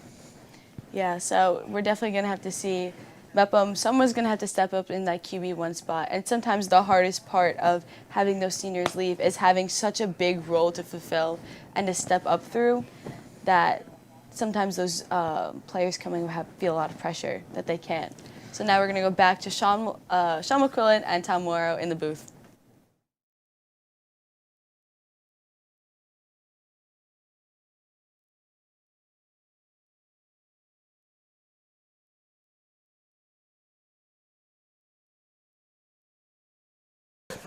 Hello and welcome back inside the broadcast booth. Tom Morrow alongside Sean McQuillan, and as we just saw the halftime show and the senior cheerleader and kickliners finish off their 4 years at Mepham, just like football players here on senior day. Yeah, Tom. Congratulations to kickline seniors and cheerleading seniors, like you just said, on their 4-year commitments. Have done an amazing job over the past 4 years, being very committed to doing this nearly almost all year round. And once again, congratulations. Yeah, Sean, touched on a little bit before we went upstairs, but Calhoun offense really needs to get jump started. Mepham defense, one of the best in the conference, like we mentioned. Talk about those 3 linebackers: Brendan Moran, Ryan Deere, and Dom Novello. Humongous linebacking core there. Yeah, Tom. So far, Joey Goodman has used his legs in very powerful ways, but the arm with all of his wide receivers, not so much. No wide receiver on the Calhoun Colts starting line so far. No wide receiver on the Calhoun Colts line so far has a catch today. It's been only the run game and maybe about 5 passing attempts. And now, as you can see, the Pirates warming up on field, getting excited for this next half, where we have 2 minutes until the third quarter begins, and we'll see if the Mepham Pirates can maintain a very strong lead right now, 20-7. Sean, I'm going to ask you, coming into this second half, what do you think Coach Moehler's going to, his game plan is? Find more efficient ways to run the ball, definitely, and try to find ways to use that passing game. Like I just said earlier, 5 passing attempts probably all day about, and if Calhoun can find a little way just to get some possible screen plays mixed in there, maybe some short 5-yard passes that turn into like 15-yard gains, Calhoun could be very lethal in this, because Mepham defense, when it comes to short passing plays, has been known so far this season to give up extra yardage after that. So we got to see Calhoun Colts coming back after their half, and the Pirates now on their sideline. Coach Cracco talking to their team. And the Colts are just going to stretch it out before this half starts. And we are under a minute away from the third quarter. Pirates lead 20-7. Can they maintain the lead? And can the Calhoun Colts try to find that same momentum that they carried into the next half? So, Sean, looking at the Conference 2 standing, let's take a little look at that. You got MacArthur up there at first place. They're 6-1, and Garden City's 5-0 in the conference, but overall 7-0, and that's a big factor there. And one problem with Garden City is that their coach actually got warned because they were blowing out teams by way too much. So that's very concerning going into playoff season. That's right. And take a look at Mepham. They're 5-2, both in conference and overall. New Hyde Park's 4-2 in the conference, and 5-2 overall. And yeah, then, 5-2 overall for the Pirates, and Garden City, who's 7-0 overall right now, has one more game on the season against Elmont, and currently Elmont is sitting at a conference record of 4-3. So looks like Garden City is going to have a fun time with Elmont, as they have with every team in the conference so far. And as we talk about how Mepham is such a strong team too, Garden City, although Mepham did not have Nick Honorkamp at quarterback, still found a way to win 49-0. It gets a very good defense with the Pirates. So Garden City seems like the top dog in the conference. So, and as we take a look at Calhoun, they're 2-4. Down at the bottom of the conference. Playoff hopes are most likely gone for them. Yep, they cannot make the playoffs no longer in Conference 2, and the hope is for future possible next year that Garden City moves up after this year in conference. So here comes senior kicker Anthony Migliaccio ready to kick it away for the Mepham Pirates. And here comes the kick. It's a big boot, and that goes all the way to Fonin. Fonin's got it. And he trips. falls on his butt. I'm not sure what that play was. Maybe a trickery play? Yeah, he probably lost his footing there. Lost the footing and just fell. Yeah, pretty much just fell. And Calhoun's going to start this one off the second half of the ball. So Goodman has another opportunity to impress this Mepham defense. Yeah, Joey Goodman being very lethal with his legs so far. And let's see if he can hold that up.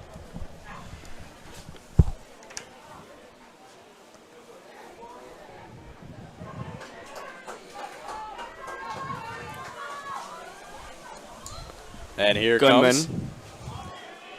Goodman's got it. He's hitting the outside. Two defenders. And Goodman's got speed and he's outrunning the defense. Goodman's got it. At the 30, 20, 10. Touchdown, Calhoun. And what a way to open the half for the Calhoun Colts. Joey Goodman with his second touchdown of the day. 78 yards rushing. His second 50-plus rushing touchdown of the day. And the Calhoun Colts start off the half just 20 seconds in with a touchdown. A huge run from Joey Goodman. And the Colts are on the board. Joey, like we just said, 5 more efficient ways to run with the ball. And the Colts pulling out a little trickery today with a very nice keeper play from Joey Goodman. And now let's see if the Colts can convert on this PAT.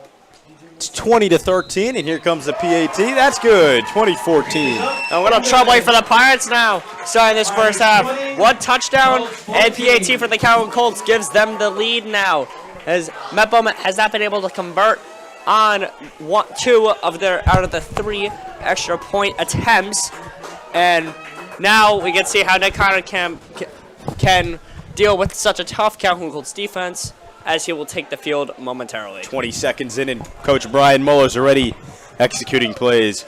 But a nice job there. And let's see if this Calhoun defense can stop Nick Connerkamp and that Mepham offense. And right now, Calhoun has all the momentum. And going to this game, Tom, we thought that the Mepham, would just let all force lay out last game, try to play their best and blow them out. And so far today, it has been the total opposite of that.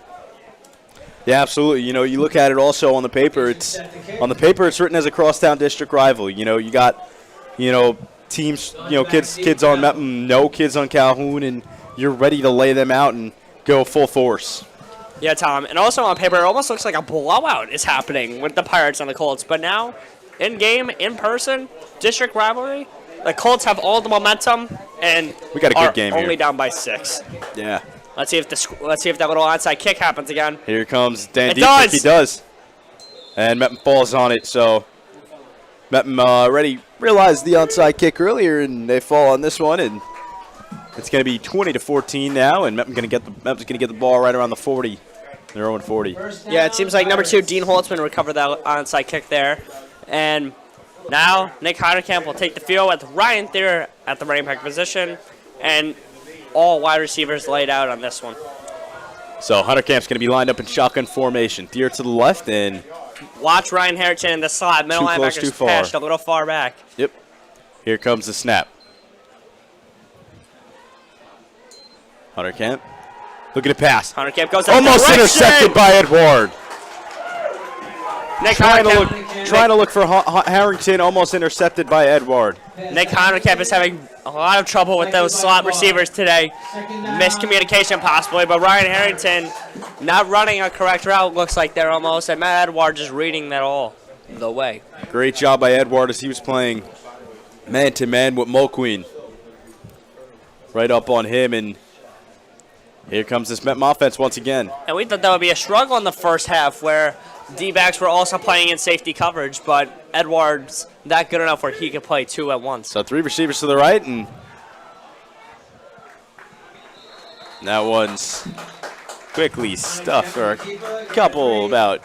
Third down, Pirates. It's going to be 3rd and 7 after a Conner can't keep her. The Calhoun Colts coming out of that first half, down by 14, and now are having all the momentum on their side. 13, excuse me. Here comes Hunter Camp as he's lined up in shotgun formation. Ryan Thier to the right and 3 receivers to the close side.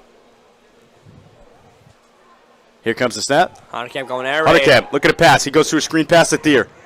Breaks a tackle. Still on his feet Thier's held back. after a herd of Calhoun Colts. Take down Ryan Thier, and it's going to be 4th and 6 now. The Calhoun Colts find a way to stop the Mepham offense on their first opening drive. And if I'm the Pirates, I'm very nervous right now as all the momentum is for the Colts while the Pirates have 0. Absolutely. After a quick 3 and out from the Pirates, here comes the Colts. They're looking to get the ball back, and Dom Novello back there to punt this one away for the Pirates. And back there to return is Connor Fawnin, the junior. One of the more impactful players on this team. Slow snap, too high. It's a short punt. And This one's going to go out around the 30-yard line. Novello will actually get lucky someone with that bounce. And now around the 30-yard line, Colts have been starting around here a lot. And so far today, the 2 times they've had plays right around the 30, both have been rushing touchdowns from Joey Goodman. Talk about rushing today, man. Joey Goodman's doing it all for the Colts. Yeah, Tom, and now let's see how this Mepham defense can bounce back after that ugly first drive defense from the Pirates. So it's going to be Joey Goodman under center, Nick Senna behind him, and then at the fullback position, and then Matt Edward. Goodman gets And they were ready for tackled that. right there. He goes nowhere. Good As with the keeper. Brian Second Goldstein down, was in on the tackle for Mepham. Pirates were ready for that one. Him and Logan Lojadisi in on the tackle for the Pirates, so nice combined tackle there, and that goes down for a loss for the Colts. Absolutely there, Tom, and it's now going to look 2nd and 12 for the Colts. And after Joey Goodman's run plays have worked so far, possibly the Pirates are starting to find out what's happening. Here comes Goodman once again for the Colts offense. He goes. And he's going to be taken down. Looks like a gain of 3rd and 10, Calhoun. gain of 2. Yep, so it's 3rd and 10 now, Colts, and let's see what Coach Moehler and his offense are doing here. Now this is where Joey Goodman needs to try to find that aerial attack of his. It has not been there today, and around this time is where it would be nice if Joey Goodman can get something started for the Colts in the passing game. Matt Edward checked out as Goodman not in Thomas shotgun. comes in. Yep. Oh, might have been a false start there for the Colts, and Might have been Connor Fawnin. Fawnin really, that Yep. one really hurts. Number 30, Connor Fawnin. He knew it too. Full start, Colts. 3rd down.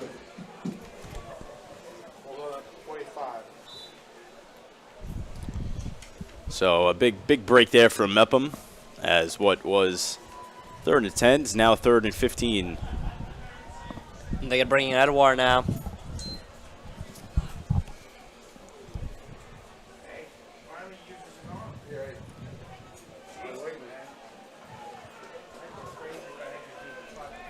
Matt Edouard. Here comes Lining up. Goodman. He's in shotgun formation. Snap is high. Goodman recovers. Trying Pass to too check low. down to Tommen. Unsuccessful. So it's going to be 4th and 15 now, and here comes the Colts punt team. Yeah, went for Tobin. And Joey Goodman holding his hand a little bit after that play as he's jogging back to the sideline.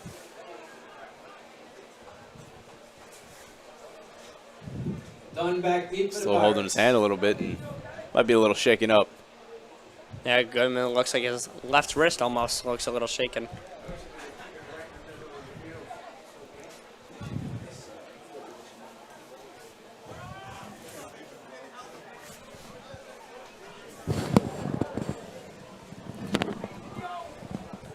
Dylan Dunn back there with a return, and here comes Callista. The punt's blocked. As that was tipped, not necessarily blocked, almost tipped, and Tom, what? First down, Come on, Pirates that's not on the blocked. 42. it was tipped go, in the Tom. air.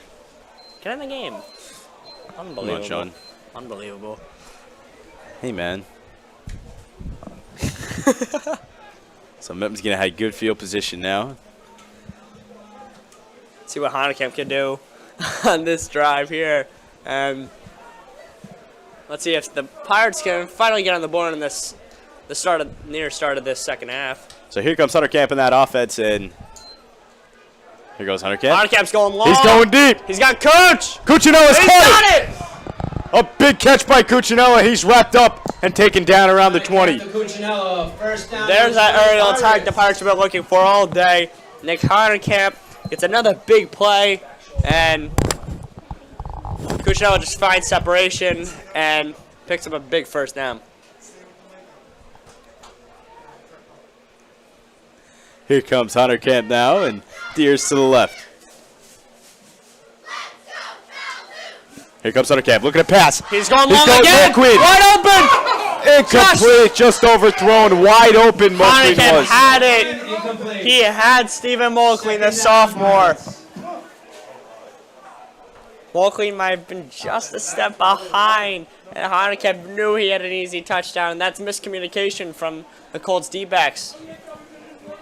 And that one, Matt Edward knows is on him, the senior. Matt Edward had miscommunication there with number 1 for the Calhoun Colts, Joe Gustafesti.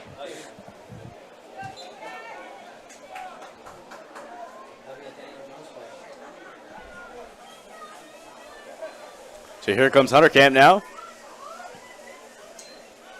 He's going to fake the handoff. He's going to look to They're going for pass. it again. He's got it done.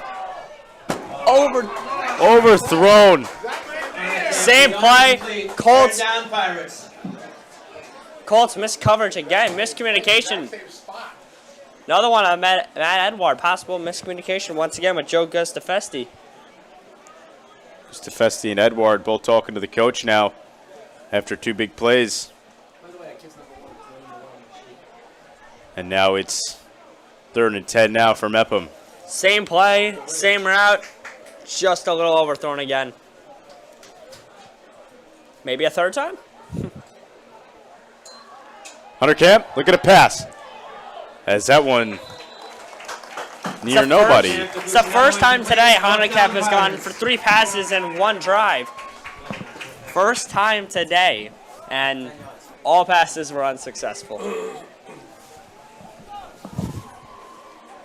And it looks like they're going to go for it. Maybe make it on a 4th pass. I would hope, or think he pass here on hope. 4th and 10. I mean, they are in good field position, so worst comes to worst, you run it, you get a few extra yards, and the Colts have to start really far back. It's very true. So 3rd and 10. Here comes Hunter Camp. He's going to look to throw. Hunter Camp goes over the middle. It's got Novello. Caught. And Did he get it? It looks like he got it. He's going to get the first down. First down. Move the chains. Pirates. Big first down play from the Pirates. 1 pass over the middle. Gets the Pirates a first down. And looks like Hunter Camp might be starting to use that pass game a lot more.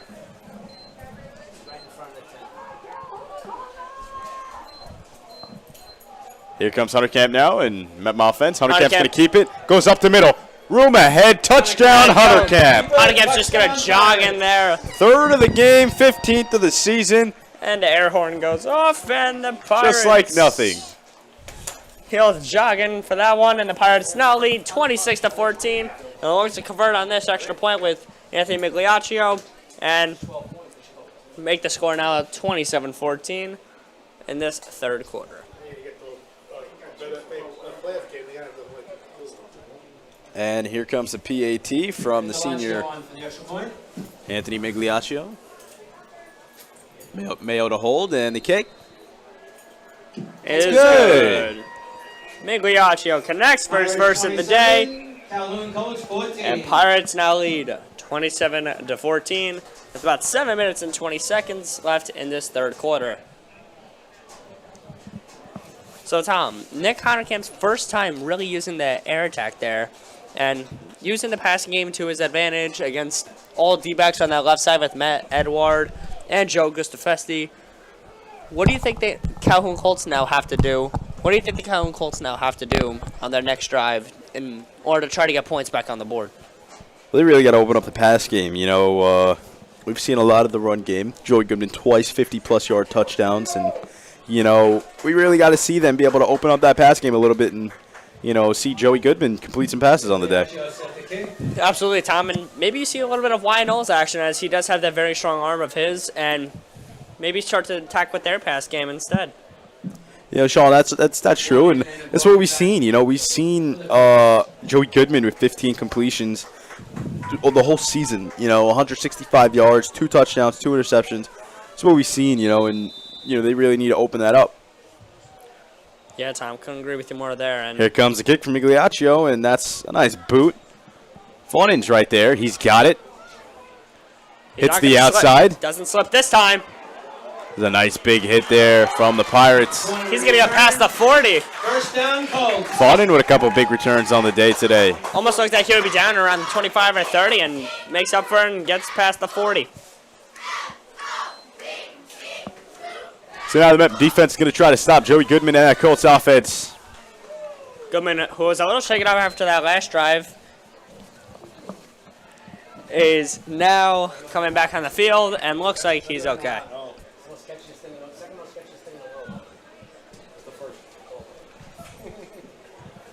Goodman, who has not lined up once in shotgun formation today for the Calhoun Colts, will continue not to in this drive.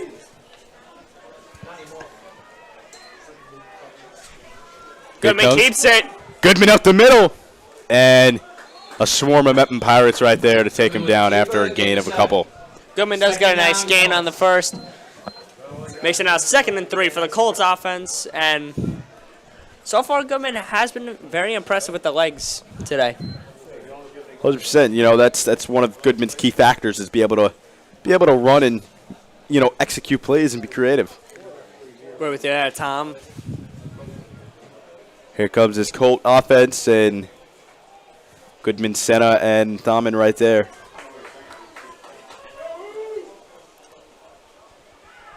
Goodman's going to keep. He hits the outside. And he's got room. He's got room, and he goes down right around. The 2 times Goodman went to the outside today ended up being 70-plus yard touchdowns. One time he does it again today, not over 70 yards this time, but a very good gain to give the Colts a first down, and will continue to march downfield. That's right. The Colts are moving the chains now. Is this going to be a 1st and 10 for Calhoun right around the 43? Mepham 43. Yep. The Colts coming off games where the defense has given up 90 points in 3 straight games while only scoring 12. And they have surpassed that today, holding the Pirates only to a number at 27. That seems big, but is it? Goodman looking to pass. He's got pressure. Off the Throws back this one up. Almost caught by Fonen. As Devin Green was in defense there, as well as Mulqueen and Cuccinella. Yeah, it's good defense from Devin Green. Very instinctive player for the Mepham Pirates. Only a sophomore, too. So, that's one of Joey Goodman's very nice plays today. It was off the back foot as he was getting wrapped around. And pressure up front from Mepham made it, forced him to throw that one away. Yeah, almost a very nice play by Joey Goodman, but just going to connect there.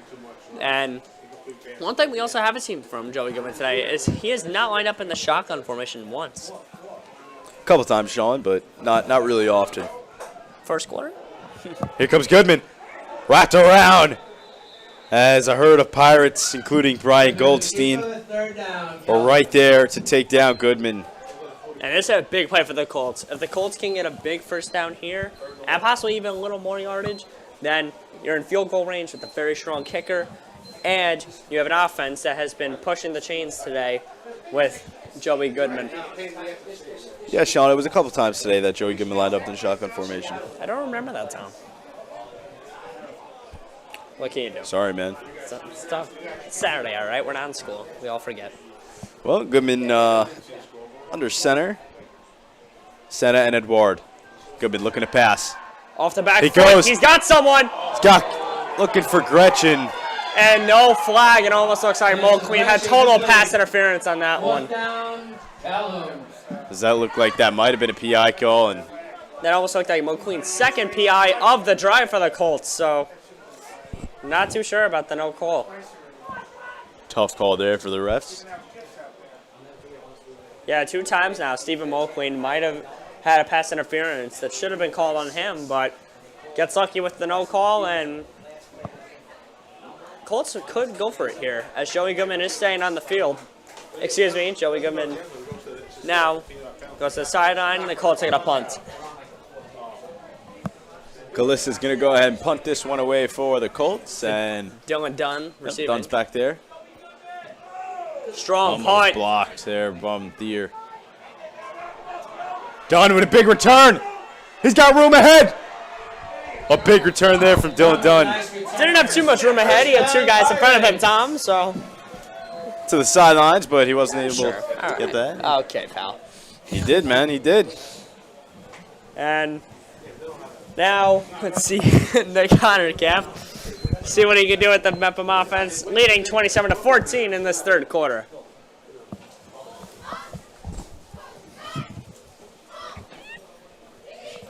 So Honorkamp getting the play from Coach, and got a couple of receivers lined up to the right side. Looks like three on the far side as Honorkamp's lined up in the backfield with Thier.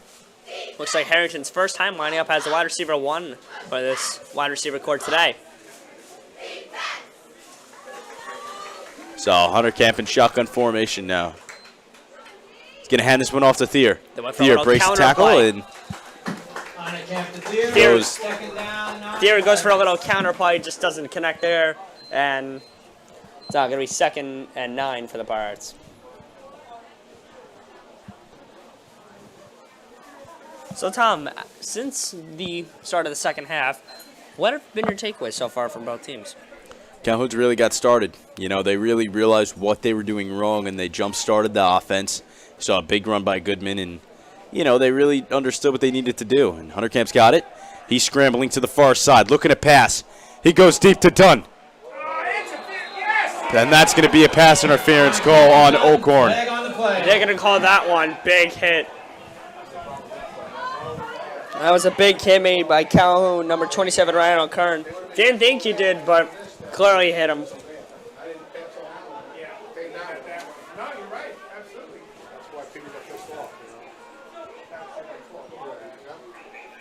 Mepham's going to move way up the field and pick him first down. Big mistake there from Calhoun. Costed them a penalty. And could also cost them the game now that you think about it. Mepham's in Calhoun territory now, and First down, I'd be scared if I'm the Calhoun Colts. Absolutely. You know, they're in their territory now. Gain of 15 on the play. They're in their territory, and, you know, they were just in their own territory, and they're driving down the field now. Momentum changer, you know, game changer. So here comes Honorkamp. He's scrambling to the close side. He's looking to pass. Throws off the back He foot. goes deep to Dunn. He's got it! A huge catch there from Dylan Dunn. First down. Amazing throw by Pirates. Honorkamp. Even number 78 for the Calhoun Colts. A gain of 30 plus for Mepham. Gabe Borghese even giving a high five to Nick Honorkamp after that nice play. Picks up a huge play, and I think a lot of people know what's happening here. Ball at the 7 now. Here comes Honorkamp. You see a Honorkamp run possibly? Nope. Goes Ryan to Thier. Thier. And Thier's going to be just short. Honorkamp to Thier. So now, Tom, 2nd and 1, Pirates. Tom, what do we think is going to happen on this play? I have a very strong feeling of what might happen. Most likely a run play. Really? Yeah, I thought they were going to run Hail Mary to the end of the Mepham territory. Maybe to the houses down the street. They'll run a Hail Mary. Yeah, man. So here comes Honorkamp. And the shocking. And he's going to take it himself. Honorkamp with the keeper, touchdown, Pirates. So Honorkamp puts up 6 more for Mepham, so it's 33-14. Honorkamp's 4th of the day, correct? 4th of the day for Honorkamp, yep. 4th rushing touchdown, jogs in for a 4th, and he has jogged in for a 4th on every one, as there's been no defense down the middle, and Anthony Migliaccio is going to come in for the extra PAT. Migliaccio looking to make it 35-14 here at Mepham. And the kick. And the kick is good. Extra point is good. Mepham 34, Calhoun 14. Kick right down the middle, and now Mepham has that big lead they've been wanting all day. Sorry about that. Mepham made it 34-14 now instead of 35. Come on, Tom. Again? Hey, man.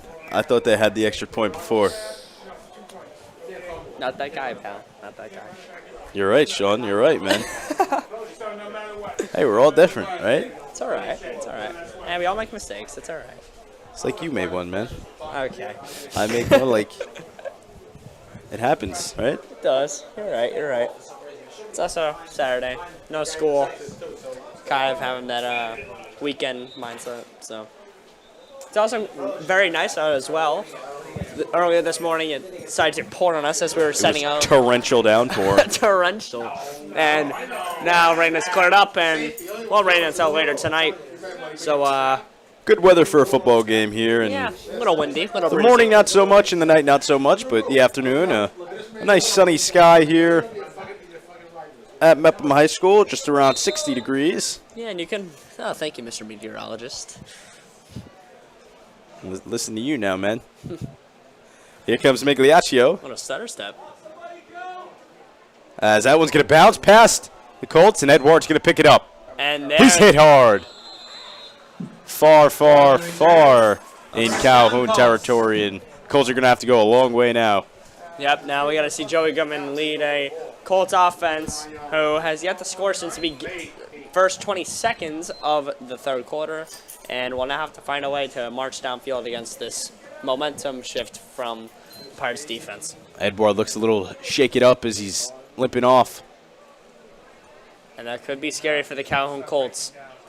They already lost two really big weapons, and there was Matt Edward, who is what Coach Moehler says possibly one of their top players. Could be concerning. So here comes Joey Goodman in the Colts offense here early in the third, late in the third quarter. Additionally, if Matt Edward does not return to this game, that would be the third running back injured for the Colts this season, along with Josh Bailey and A.J. Molinari. As that one on first goes for just about nothing. A loss, if anything. It looks like a loss of 1, so it might be 2nd and 11 after a first down. Second down, Colts. Yep, it's going to look like 2nd and 11, backed up to their 8-yard line. And about 2:45 left and counting in the third quarter. Excuse me, now on the 7-yard line.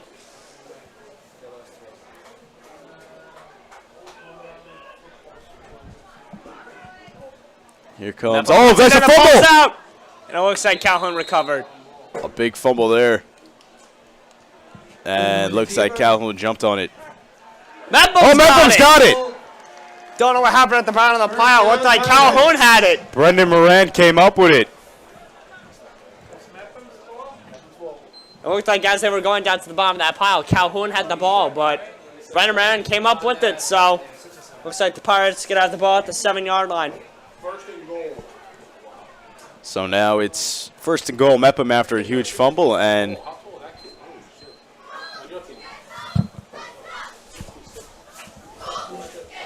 here comes Mepham.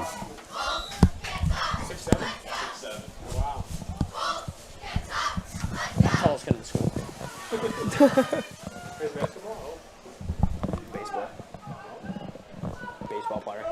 It's a sport. Here comes Dylan Dunn. It's our handoff from Hunter Camp. Hunter Camp to Dunn, second down, Pirates.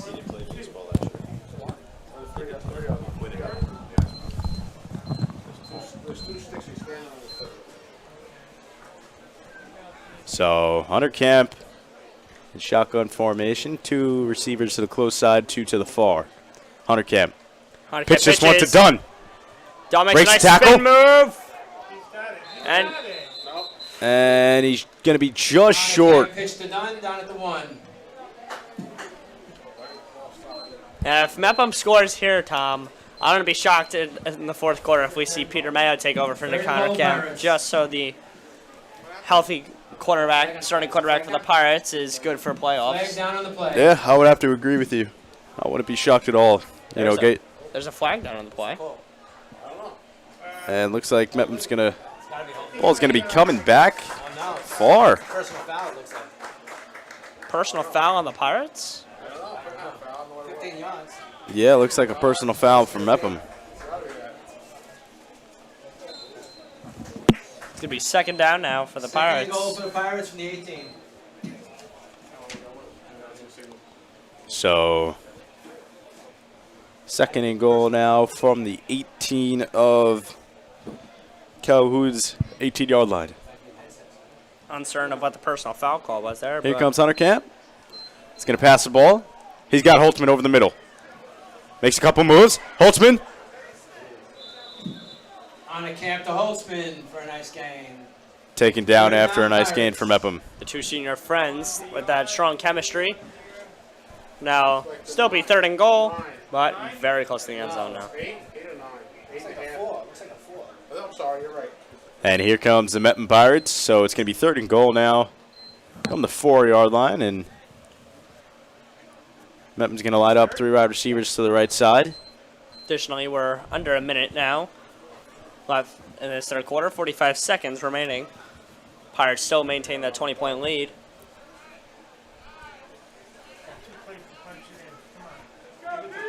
Five seconds left.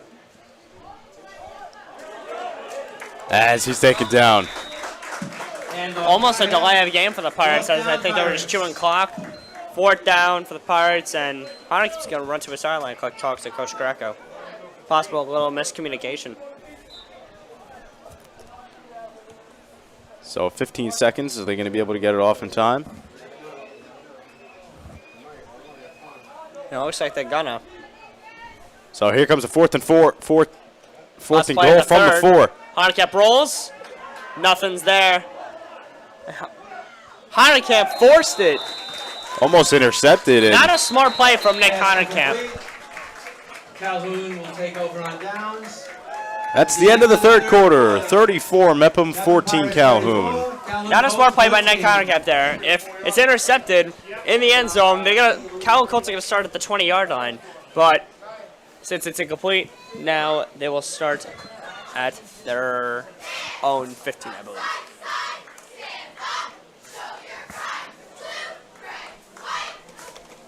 That's right, Sean. So, all afternoon, seeing some big plays there from Calhoun, some big plays from Mepham, but Mepham's been the key today. They have the lead 34-14, and they've been really running away with it. Agree with you there, Tom. Up by 20 points, the Pirates going into the fourth quarter. And like I just mentioned earlier, don't be shocked if you see some Peter Mayo action now here in the fourth quarter. As got to keep the starters rested and healthy, or possibly let the seniors take the field, as it is their senior game. Absolutely, 100% there, Sean, and it's very true. Your last game as a Mepham Pirate, obviously they're going to be in the playoffs next year, but still, playoffs are never, guaranteed or nothing at the start of the season, and you look forward to a game like this, Senior Day. You've been working so hard in the Mepham Pirate football organization for 4 years straight. Some players, some of these seniors, and they've been looking forward to this day and this season. Great to hear that, Tom. And hey, playoffs are always uncertain. Like you just said, you never know. Next year, the Pirates are losing all their starting seniors from this year. It almost looks like their whole O-line is going to be missed.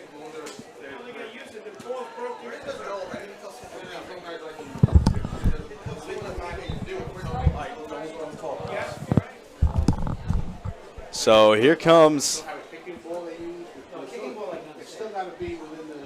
the Colts offense from the 4. Joey Goodman, I believe, still lined up at quarterback, and Matt Edward is okay and is back in the game at running back. Here comes Goodman. He's going to keep it, and he gets slammered by the Mepham defense and goes nowhere. Slammered by everyone on that Mepham defensive line. And those run plays are just not working anymore for the Calhoun Colts. I'm going to have to try to attack that pass game.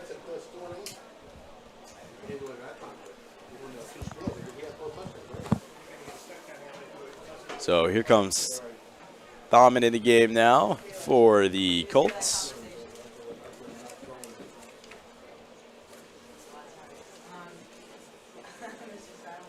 Matt Edwards going to come off the field for this one. Watch Gavin Gretsch at the bottom of your screen. One-on-one with number 6, Stephen Mulqueen. Here comes the snap. He's going to pitch this one. Oh, it's trouble. Yep, goes to the back of the end zone. And it's going to be a safety. That's trouble. Safety for the Pirates. And it's now 36-14 Pirates. And the Colts are just experiencing everything you don't want to. I would hope to never experience this, so you're right on this one, Tom. You're right. This guy, man. Nice job there, bud. So, a rough start to the fourth quarter for the Colts after what looked like a good start to the second half. Yeah, well, it looked like they had all the momentum. 20 seconds within the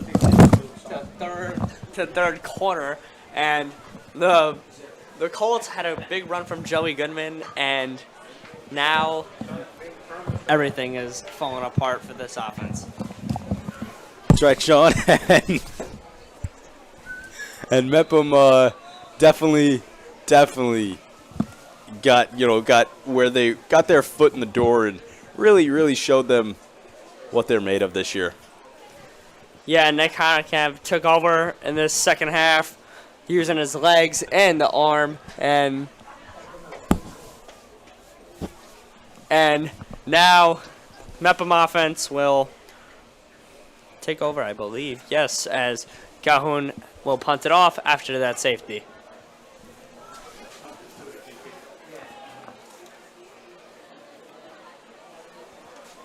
So that's Dylan Dunn back to receive for the Mepham Pirates.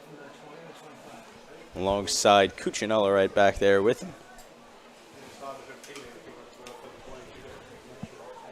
This one's going to be a punt, so Yep.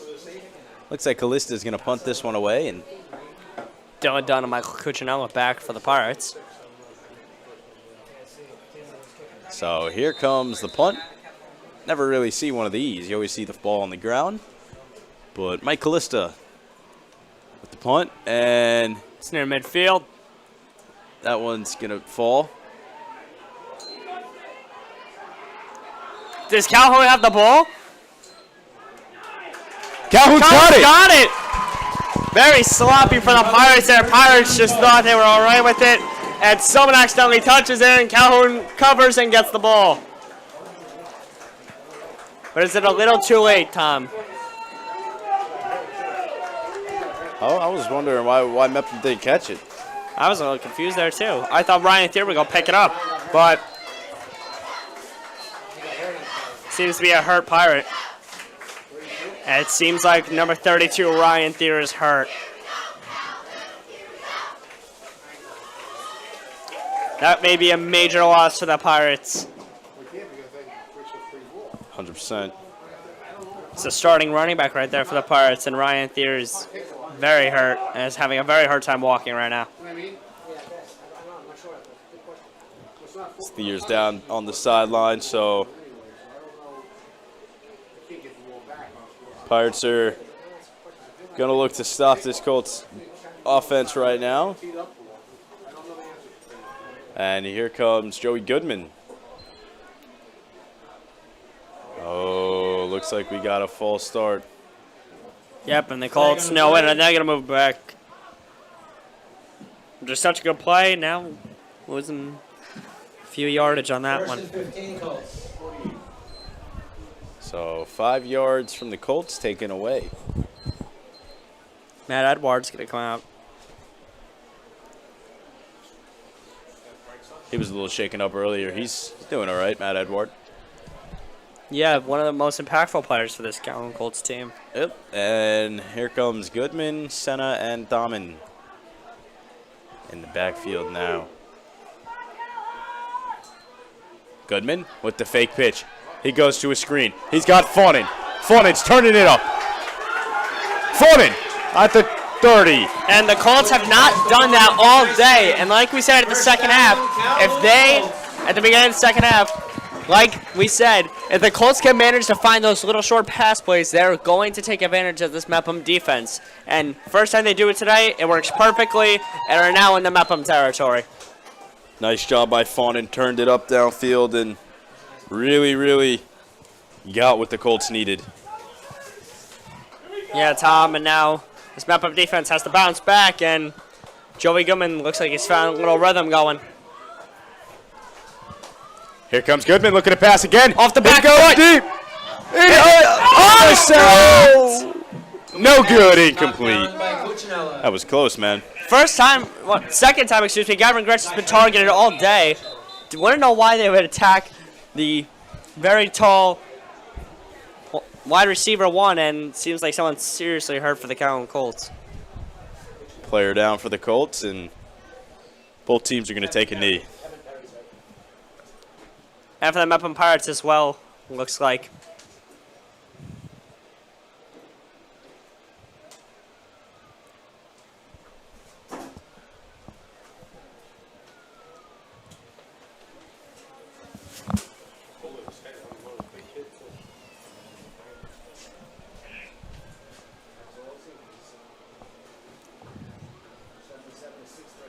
Seems like that both teams are taking a knee and hoping this injured player is all right.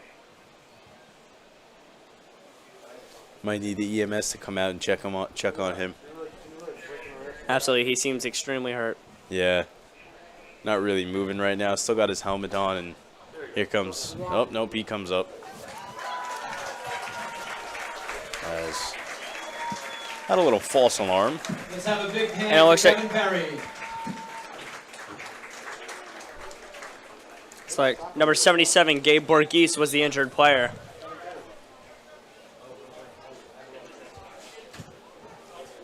For the Calhoun Colts, Gabe Borghese will go to the sideline, rest this one out, looks like.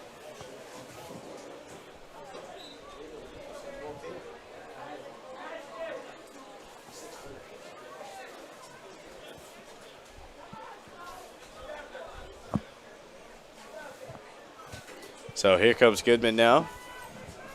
Matt Edward lined As up. the Colts offense is ready to go after Pitch. an injury. Here comes Edward.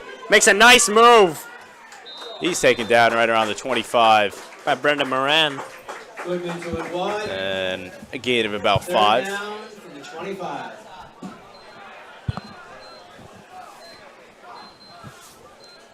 Calhoun Colts now have to find their rhythm after their injured player, Gabe Borghese, got off the field, and Sun's back on the field, and now you can see what the Colts can do here on third down.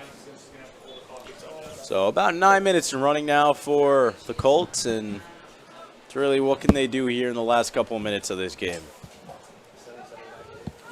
Yeah, Tom, let's see what Joey Goodman can do, possibly with the passing game, as we haven't seen so much today. And here comes Goodman. And he's going to pass, but he's got blitz everywhere, and he's going to go taken down. Huge play there from Logan Logidisi and Anthony Messino, that Mepham defense. That is the pure definition of a rookie mistake. Goodman's going to have to throw that one away if he's not going to want to lose yardage, and Goodman's going to take a rough sack. Fourth down now for the Colts, and Here comes the punting team. yep, like you just said it. Fourth down for the Colts.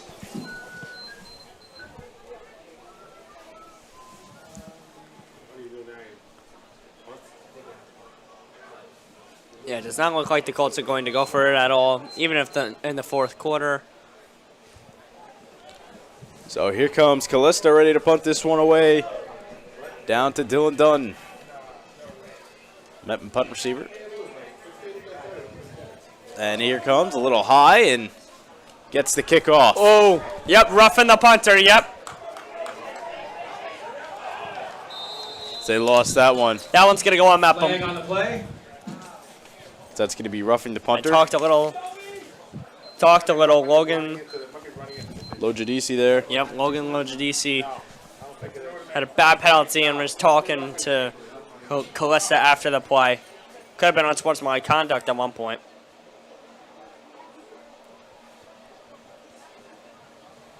Yeah, both referees are going over.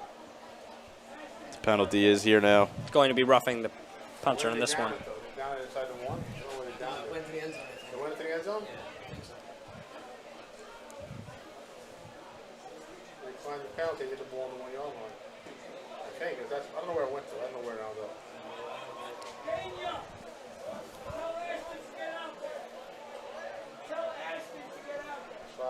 4th down, Colts.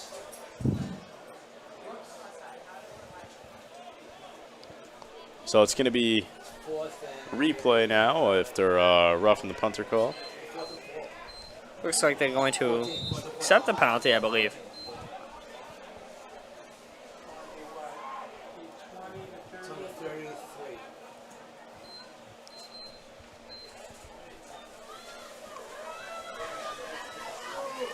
And we're going to replay this one. Ball's now on the 33, and it's 4th and 14 for the Colts. After that roughing the punter penalty. And here comes the kick once again. That's a far one. That's in the end zone, and that's going to be a touchback. 1st down, Pirates. It's going to be 1st down at their 20-yard line for the Pirates with around 7 minutes, 42 seconds remaining.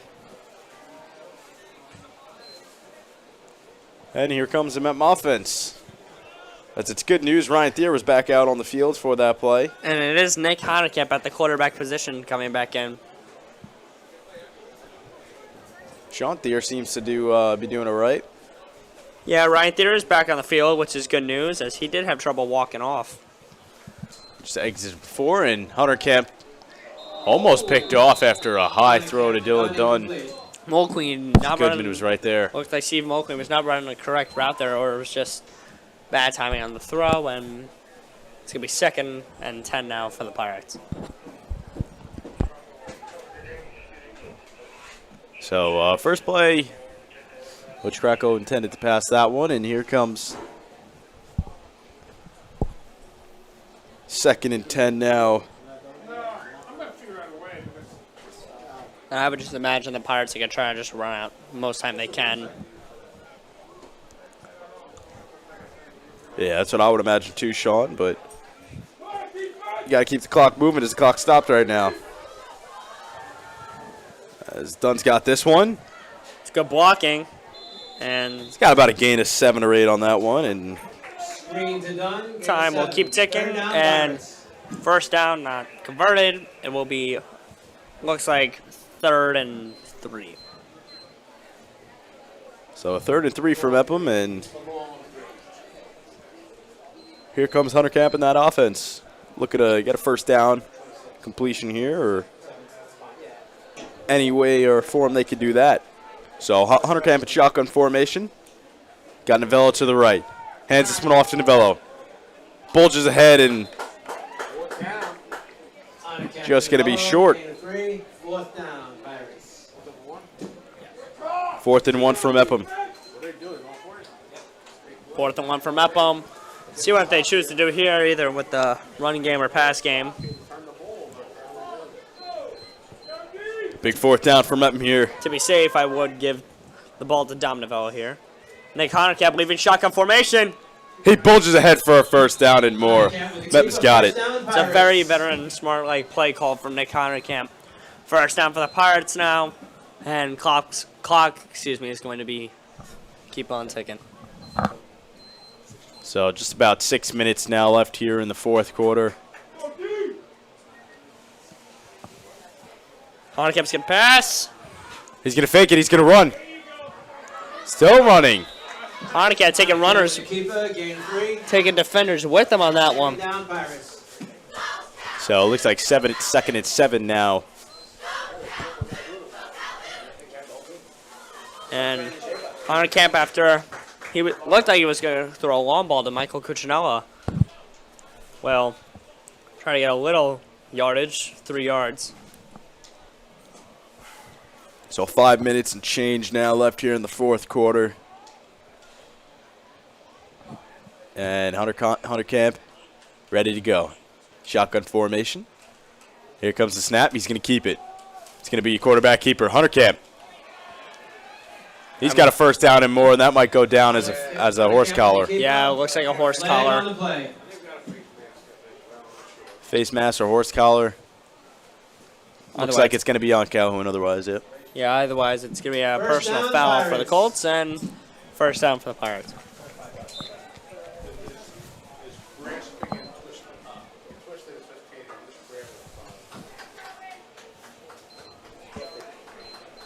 Joey Gilman comes off the field from defense.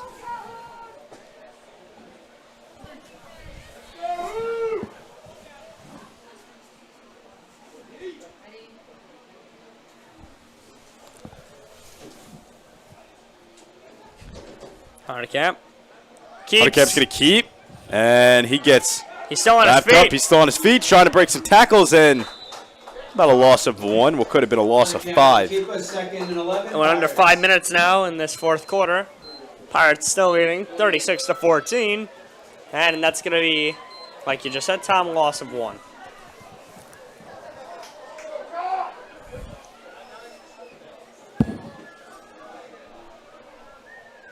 I'm looking at what play they're thinking of running.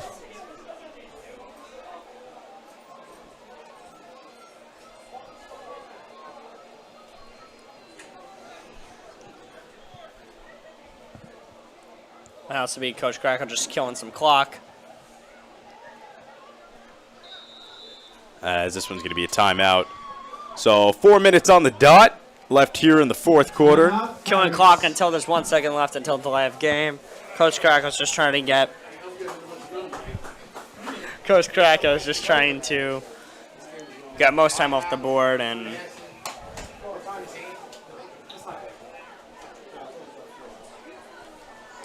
Mepham will call that timeout.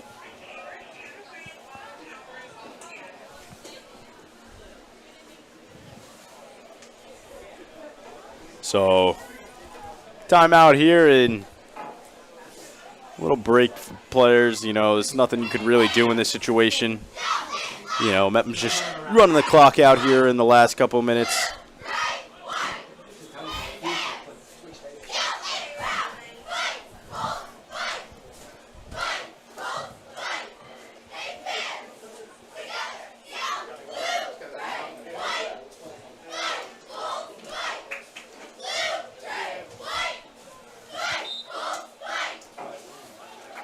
And Pirates back on the field. Hunterkamp's in Hunterkamp, shotgun. look at his pass. He's going deep. He's going deep. He's got open. He's got done off the defensive fingers. Hunterkamp gets Colts. very lucky. Off the Colts' defensive fingers. Dunn catches it. He's having himself a huge game today. Hunterkamp knows that was an interception, but Pirates are going to get lucky with it and get very far into Calhoun territory, just short of what looks like the 15. What a huge play there. So 3 minutes and change now.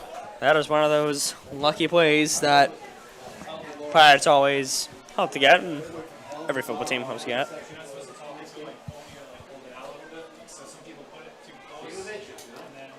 Hunterkamp almost intercepted. Hunterkamp almost intercepted for a second play in a row now. So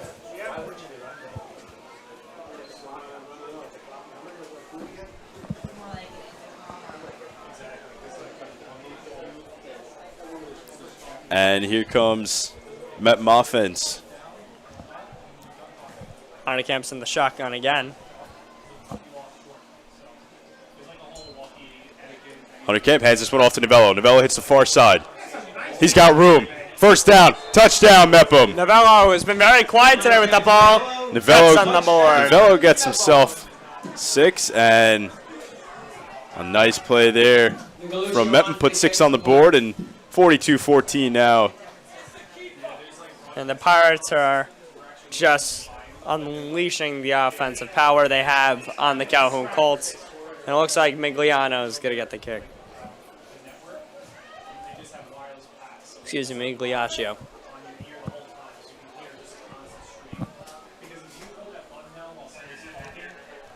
And here comes the extra point. Hold by Mayo, Anthony. And the PAT's Extra point is good. Mepham 43. Now one's down the middle. And good. 43-14 now. up by 29, the Pirates. At one point, we thought that Colts might actually have a really good shot at winning this one, but Colts are not going to come out on top in this one.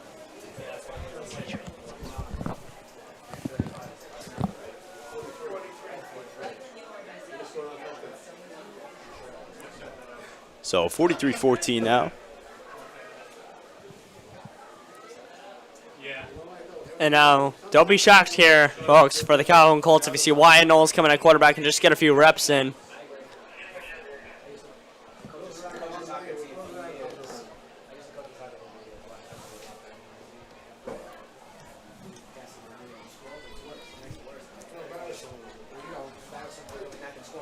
And Mepham's going to kick it off. No, I tell them to kick it at the goal. Not, you know, but I wouldn't try to break away. I have to send the guy. What do they call it? Offside. It's like, what do they call it? Where the team runs up and he makes an offside. Yeah. It's like trap. And Mepham's going to kick it off. Anthony Migliaccio. Kick it off to Fawn in and wide back for Calhoun. Calhoun. Back. Getting ready to receive. Matt Edward. Looking like he's going to be in the kick returner. Migliaccio. Little blooper, short. Gacio's nice kick there. Edward picks it up. He's got the sideline.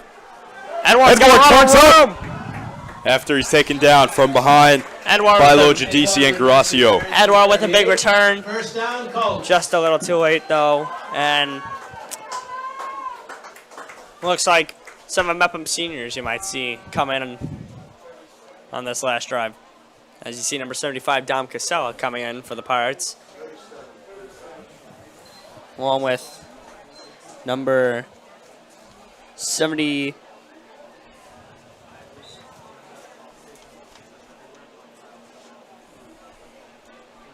Along with number 76, Dimitri Potamoussis, coming in.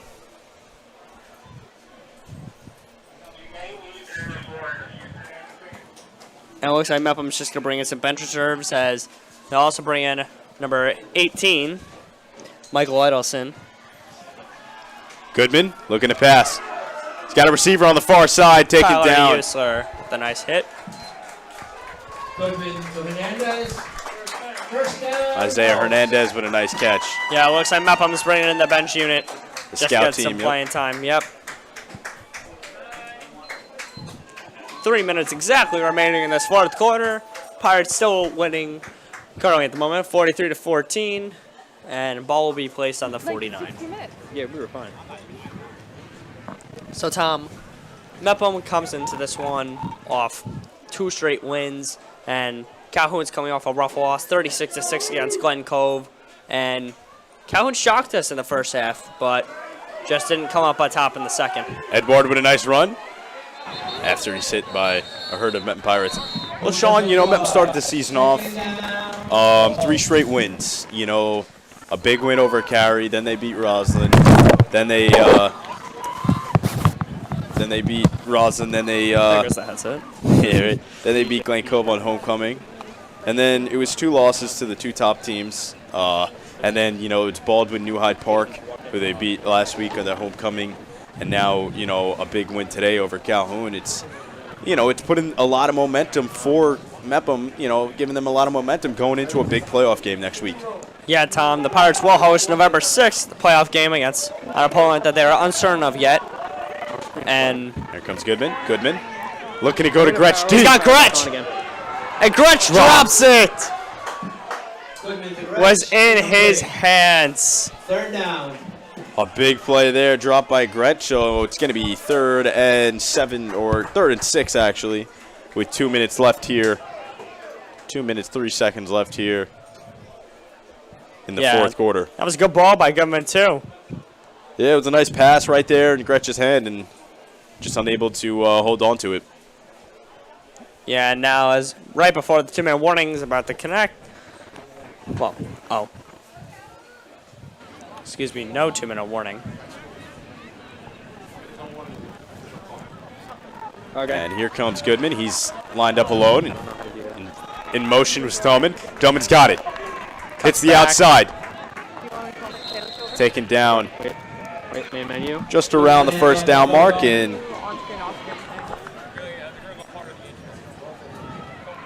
it's going to be very close and going to be 4th and 1 as he's just short. A minute and 40. Clock still ticks. And Calhoun had a very promising start to the game today, like we said earlier, as at one point we thought Calhoun was going to start eventually leading, but it does look like Calhoun will end their season with a record of overall 2-5 overall and in conference, while the Pirates will go into playoff season with a record of 6-2. Goodman with a big run. He's got the middle. He's hitting the close side. Missed tackle by Mulqueen. Goodman hit hard. A huge play there by Goodman after he was eventually met by Michael Edelson. Although the Pirates do maintain a big lead, Calhoun's going to call a timeout and try to get an extra score up on the board and try to hit the 20. Yeah, maybe. And it looks like Mepham's bringing in that starting unit once again.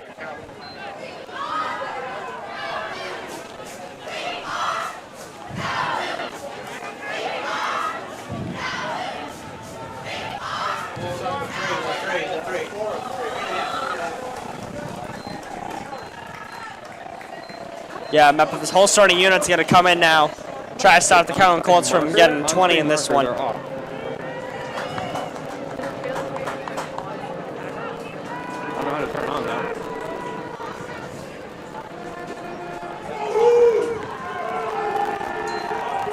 It's a pitch to Matt Edward. Edward's got it. Edward hits it outside.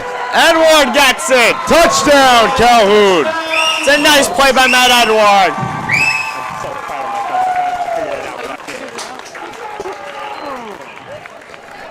So with seconds left here at Mepham High School, Calhoun puts up 6, looking for 7. That was a very nice drive for the Calhoun Colts, one of the best of the day. And Matt Edward, one of the most impactful players on this team, is going to end his season with a nice touchdown. 4 white? I don't see any 4 white out there. Here comes Dan Dietrich with the PAT after a nice touchdown by Matt Edward.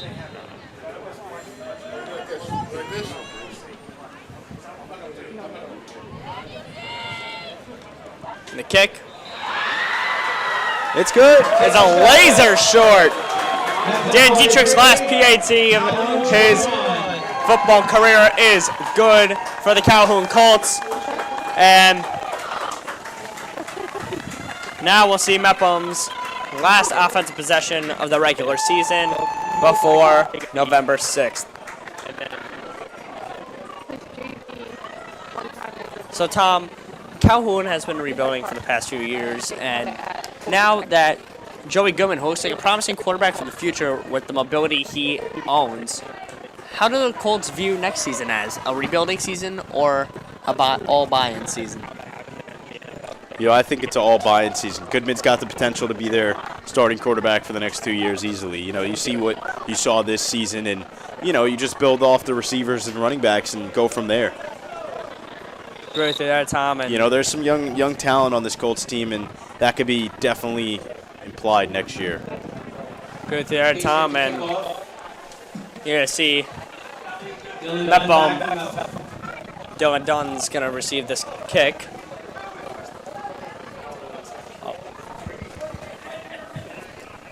And Dietrich's, with his onside kicks today, it looks like he'll go for another one. Especially looking at the game now. Now by 22, the Colts.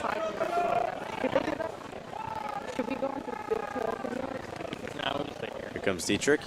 It's a little squib.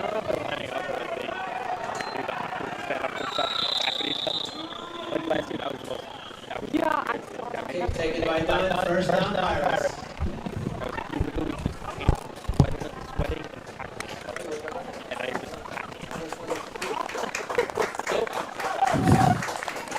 And Calhoun Colts parents congratulating the seniors and on their hard effort today coming into this one against a very strong Pirates team.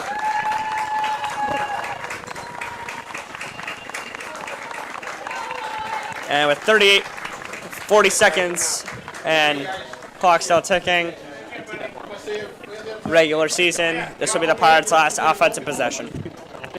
So we're going to take one knee, and the season of the Colts will be ended. And that'll do it. Just like that, Mepham wins 43-21 here at Mepham High School. as you can see on the sideline. Colts season has come to an end after a tough loss today at Mepham High School, and you know, there's love all around. You know, people know each other left and right, and it's a tough loss for the Colts, but you know, a better win for Mepham. Absolutely, and it does look like BMB's player of the game is 100% Nick Honerkamp. 4 touchdowns today for starting quarterback. Now has 16 rushing on the season. We'll end the regular season with 16 on the season for rushing. And Mepham came out in this game knowing that this was a big win game, believe it or not. 1 district rivalry and 2 for seeding in the playoffs. And Calhoun is coming in just to see if they can beat off a strong team against the Mepham Pirates. Absolutely, Sean. Once again, here at Mepham High School, 43, Mepham, Calhoun, 21. For BMB, I've been Tom Morrow. He's been Sean McQuillan, and we'll see you all at the next BMB Game of the Week.